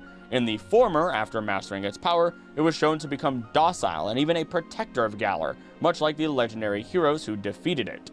2 out of 3 pieces of media show it's good, so we'll give it a 3 for temperament surprisingly. It feels slightly unfair to Necrozma, but at the same time, Necrozma is basically guaranteed to go absolutely nuts at some point again, so it can keep its 0. For our level of care here, it's complicated all over again. On one hand, it needs Galar particles in order to properly stay healthy, but then too many and it will grow to an impossibly large size that causes an apocalypse with its Eternamax form. And luckily, since it is willing to be a guardian, it is willing to work alongside us so it doesn't kickstart the end times. This will need some work, but there's no real other work needed handling the skeleton of a dragon. So this is something that allows me to give it a 2. The balancing act seems like it would take a chunk of effort, but it's cooperating with us. Its environments can be anywhere, technically speaking, but you're going to have to come back to Galar regularly at least, and it's not living inside of your home. I don't imagine that would be a huge issue since you'd have one of the largest Pokemon in existence to just ride on. Just know that you'll be attracting attention wherever you go, and it's not fitting inside of your house again. I'm still willing to give it a 3, seems super easy to me. Though surprisingly, I can say destruction would be kept non-existent. Eternatus can prevent any Pokemon from going berserk or Dynamaxing due to the Galar particles just by absorbing the particles away from them. It plays into that game of balancing, but theoretically, even in Eternamax form, it could just stop everything from Dynamaxing and take the power back. So I guess that's another 3, making Eternatus, despite its size, a solid 14, which is not what I was expecting. Am I crazy? I might be crazy. Making this video may have driven me to some level of insanity. It's also really warm in my office. And at the same time, I do have to admit that I had to be some level of crazy to make a whole video about turning legendary gods into pets, but whatever. The Galarian variants of our bird trio are weird. I have consistently claimed through thematic and circumstantial evidence that they are the same birds that temporarily transform due to the Dyna tree, and I have to say, I really don't know how to score them without it being incredibly arbitrary. They're just as combative with similar personalities while eating Dynafruit and having arguably more terrifying abilities. I'd argue that this just makes them all risky Pokemon to be around, and I'm not for that life. If I had to score them, I'm scoring them as a group and putting them just under Articuno with a 7. I doubt anyone will complain since even people who really love these variants know that there's not much info on them. Our only other current legendary that evolves, Kubfu and Urshifu, are Kung Fu Cub and Bear. These are going to be a breeze as their diets may match the omnivorous diet of a bear. They also love honey, making them that easy 3. While their temperament is manageable as Pokemon who do fight to help others and banish evil, they are still very powerful, energetic, and active Pokemon. If you want one as a pet, it is not going to be easy as a couch potato. I may not know any traditional martial arts, but I think it'd be amazing to raise these Pokemon who are naturally gifted in combat, allow them to master arts through the scrolls, and then in turn, learn from them how to defend yourself. I guess this is no longer about temperament, which we can give it a 3, and it's now actually more about the level of care. It's effectively vital that you are active with this Pokemon and encourage its growth, allowing it to reach the peak of its power. So while I want to give it a 3, I know the level of care would be very difficult but not impossible, so 1. They're also going to be incredibly easy to accommodate for, at the very least. Training area, which doesn't need to be this professional studio, and then a solid environment. They once lived in mountainous areas, so you can imagine that they functioned like Raikou and ran up and down the mountains and valleys of the world in order to train. If you live in the right place, you might be able to make the level of care easier even. Plus, Urshifu isn't even all that tall. It's like not even as tall as the tallest bear, which it is only 6'3" or 1.9 meters, while a grizzly is usually about 8 feet or 2.44 meters on average, but can be taller. I also say this as if I'm not just a 5'6" short man.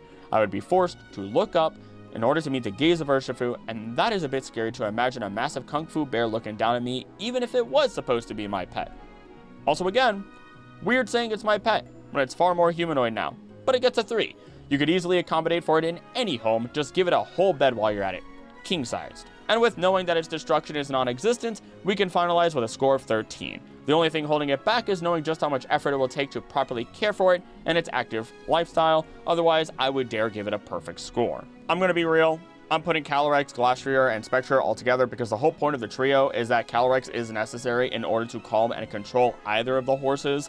I could separate them into individuals, but even then, Glastrier and Spectra were noted in history to be absolute tyrants that did whatever they wanted and potentially killed whoever got in the way. So we're just going to simplify this process and assume when you have the white rabbit, you can have the horses. For starters, Calyrex doesn't seem to have a preferred diet, so we can assume it eats as any other white hare would. Alternatively, it does derive its power from worship, having lost the majority of its power as society forgot it existed. But you wouldn't have to worry about food for it or the horses, even if it did need to eat.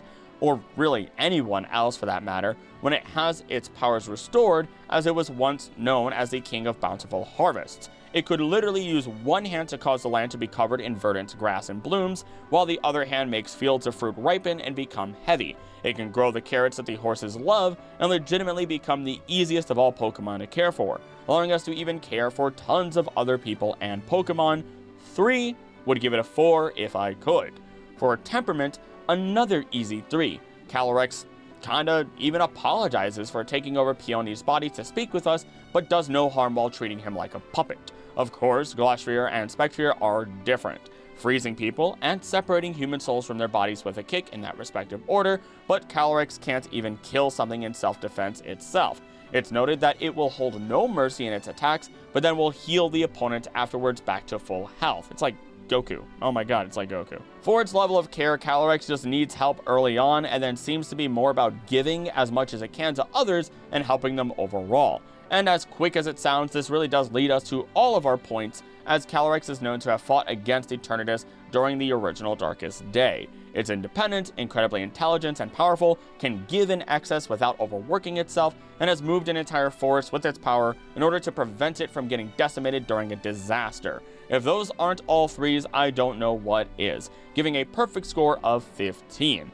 Glastrier and Spectrier are riding on the coattails of Calyrex, otherwise they would get a much lower score because we can't grow their carrots and they would kill us if we opposed them at all. I think this is the last time that I'll be scoffing at the absolute cojones needed to make a legendary our pet, as we have the Treasures of Ruin.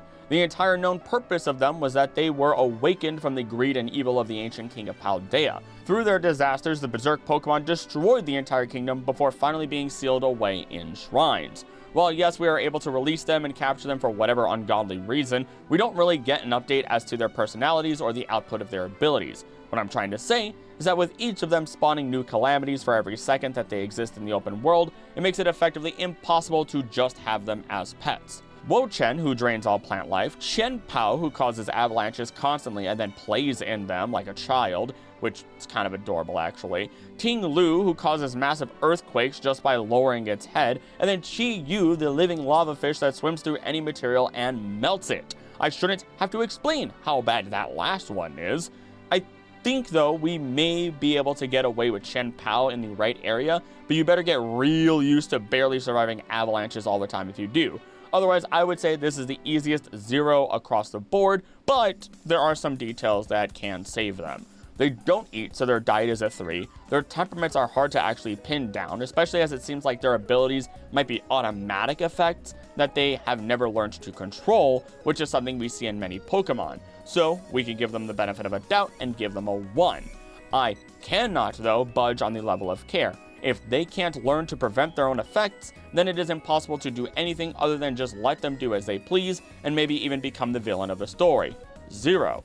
Living in the same space as them is a risk to life and health of yourself and others, and this effect goes beyond just a little home in the middle of nowhere, so I think we have to give 0s for habitat and destruction, setting them with a score of 4, which feels way more fair than just giving them 0s across the board at least. Up next, we compare Koraidon and Miraidon together because they are given the same story and very similar personalities.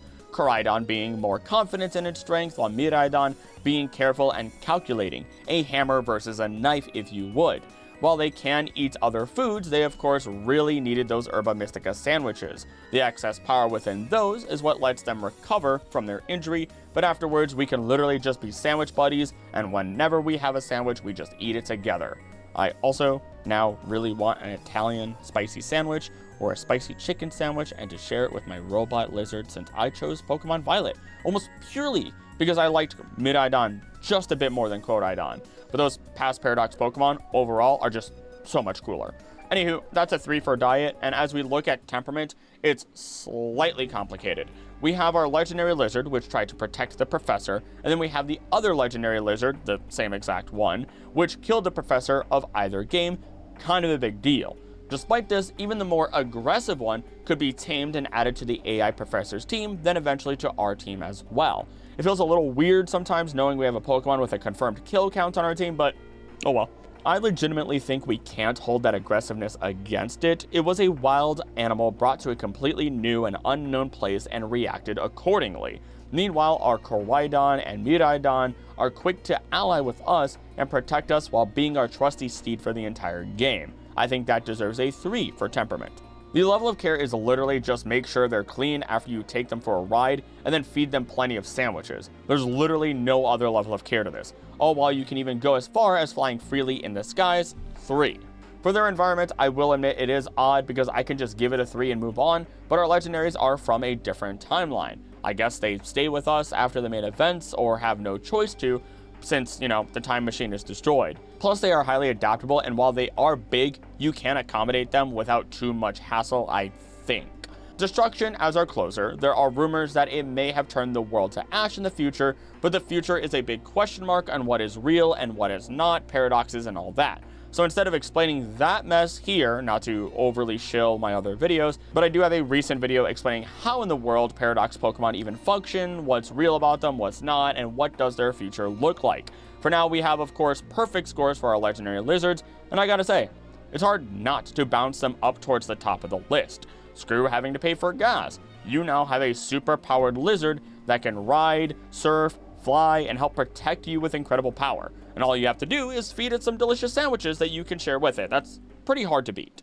We're getting close to the end, thank God, and I can take off the lab coat because it's a little too warm with it on, as I group the loyal 3 together for my own sanity. As an important note, Petrunt is apparently considered a mythical.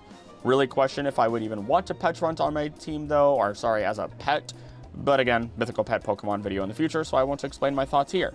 For now, the loyal 3 likely have the exact types of diets that you would expect of their real-life counterparts. They're all omnivores, though the balance of foodstuffs varies between them all, of course. I also might believe that Pheasantipede refuses to eat insects or invertebrates at all because it's too messy and needs to stay beautiful as it wishes.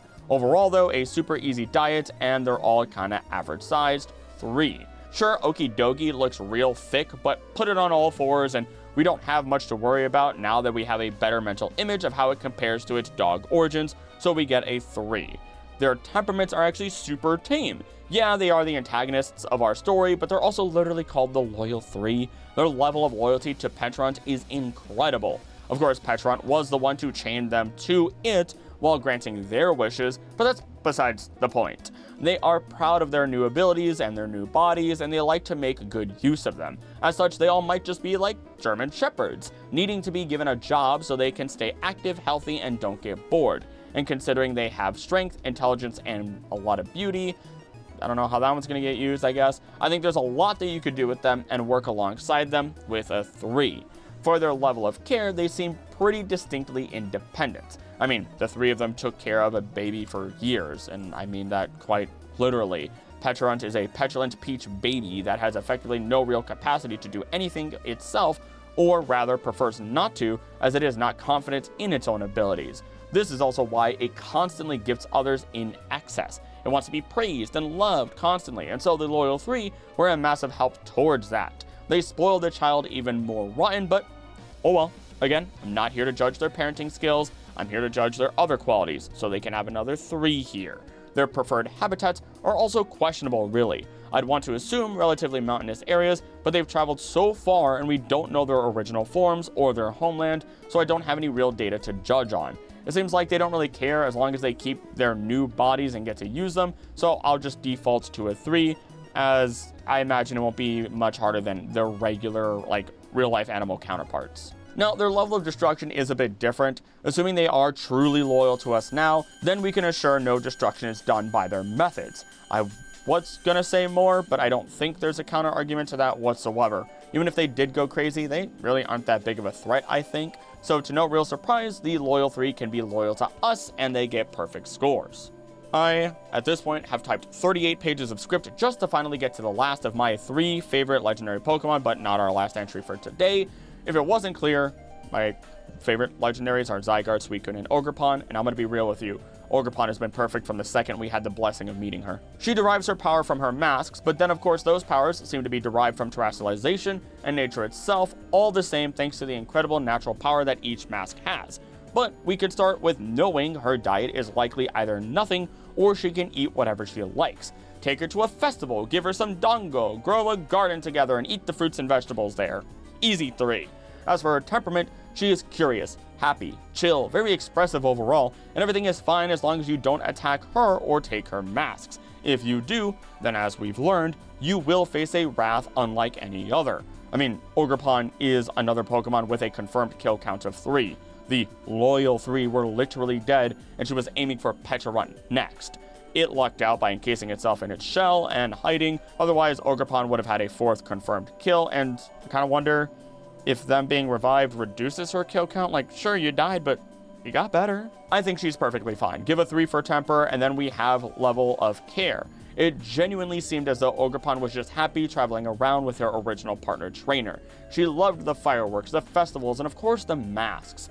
Sure, you might have to clean up after her here or there when she gets too curious and goes running off, but she's really not going to be any different than your average super curious pet. I've also realized this late how I find a lot of these Pokemon to be really easy to care for just because I know I'm already strong, got a decent head on my shoulders, and manage a lot of daily stuff unrelated to YouTube even, with my dogs and cats being on schedules. So a lot of these legendary Pokemon just seem super easy if money wasn't a problem. Anywho, 3. As for environment, I'd say mountainous lands are best but not necessary. In addition, between the power of each of the masks, you could just make your own home anywhere. Each mask provides different power, fire, flowing water, great offense and defense with stone, and then plant life with the spring mask. The possibilities aren't limitless, but they are multifaceted with a great range to make settling down in one spot or even traveling the world incredibly easy. So to no surprise, I'm just going to cut to the chase and close out with more 3s for a perfect score of 15. Also, am I crazy, or did they make a lot of these last Pokemon incredibly easy to say, yes, we will be partner, trainer, and Pokemon forever? Because I was about to say I'm giving a lot of 15s, but they also seem very well deserved. But we are finally here. We've reached the end with Terapagos, a Pokemon that I'm sure you can guess the score of by just watching the anime. With a diet that's easy to manage for what is effectively just a large turtle, and it's a desire to absorb Terra Shard energy back into itself, it's really not hard to care for with its diet. 3.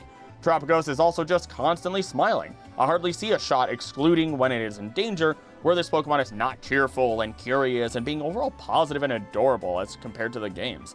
At all times, it is just cute and exists without a care in the world, so temperament of 3. The level of care does get interesting as it does play into habitat, because Terapagos did seal itself away 2 million years ago and now lives in the modern age away from anything that it might recognize. It doesn't technically have a home anymore, and while the anime does get into other stories, I won't spoil anything here. It also is vastly different and may not be conclusive, so it's not a big deal to include here, I think. Now, I'll admit I'm a little bit torn on this, but I think scores of 3 are fine. I can't think of anything that would be difficult for Terapagos overall, but when we get into destruction, I have a slightly different story. We know that it is the center of the Terra phenomenon, and when we do see it terrestrialize, it completely resisted and even broke Kieran's Master Ball, resulting in a big old boss battle. Luckily, this took place in its lair, but it was definitely a level of power that put lives in danger. This is the same creature that has managed to power the Terra phenomenon throughout the entire region of Paldea through all the energy it has released throughout the course of 2 million years. Kitakami is questionable on how that even occurred, and I haven't dug into how all that works, so I'm not even going to talk about that. Nevertheless, it seems like it would be a major risk to have Terapagos enter its full Stellar Terra form. It is even stated, due to having so much power, Stellar form Terapagos may cause cracks around it during its transformation and even risks wreaking havoc to Paldea's ecosystem. And it is shown to have the ability to reach this form without our help, without a Terra Orb in the anime. It can resonate with others to gain more power, it can change types mid-battle, it reduces all effects of weather and terrain to 0.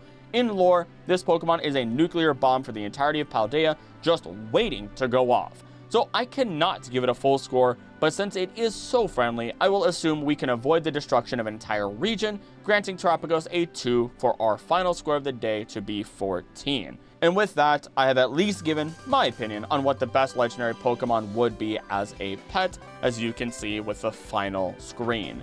But what are your opinions? If you made it this far, thank you. And make sure you do subscribe for all the other deep dives and ridiculous questions I answer on this channel. Leave a comment letting me know what your favorite legendary is and why. I love reading comments, plus they appease the almighty algorithm alongside likes, shares, and hyping the video. I also want to thank members of the channel. They allow me to take the extra time necessary to improve the quality of these videos. If you want behind the scenes info, early access to videos, and members exclusive videos, become a member for as little as $3 a month. It makes a massive difference.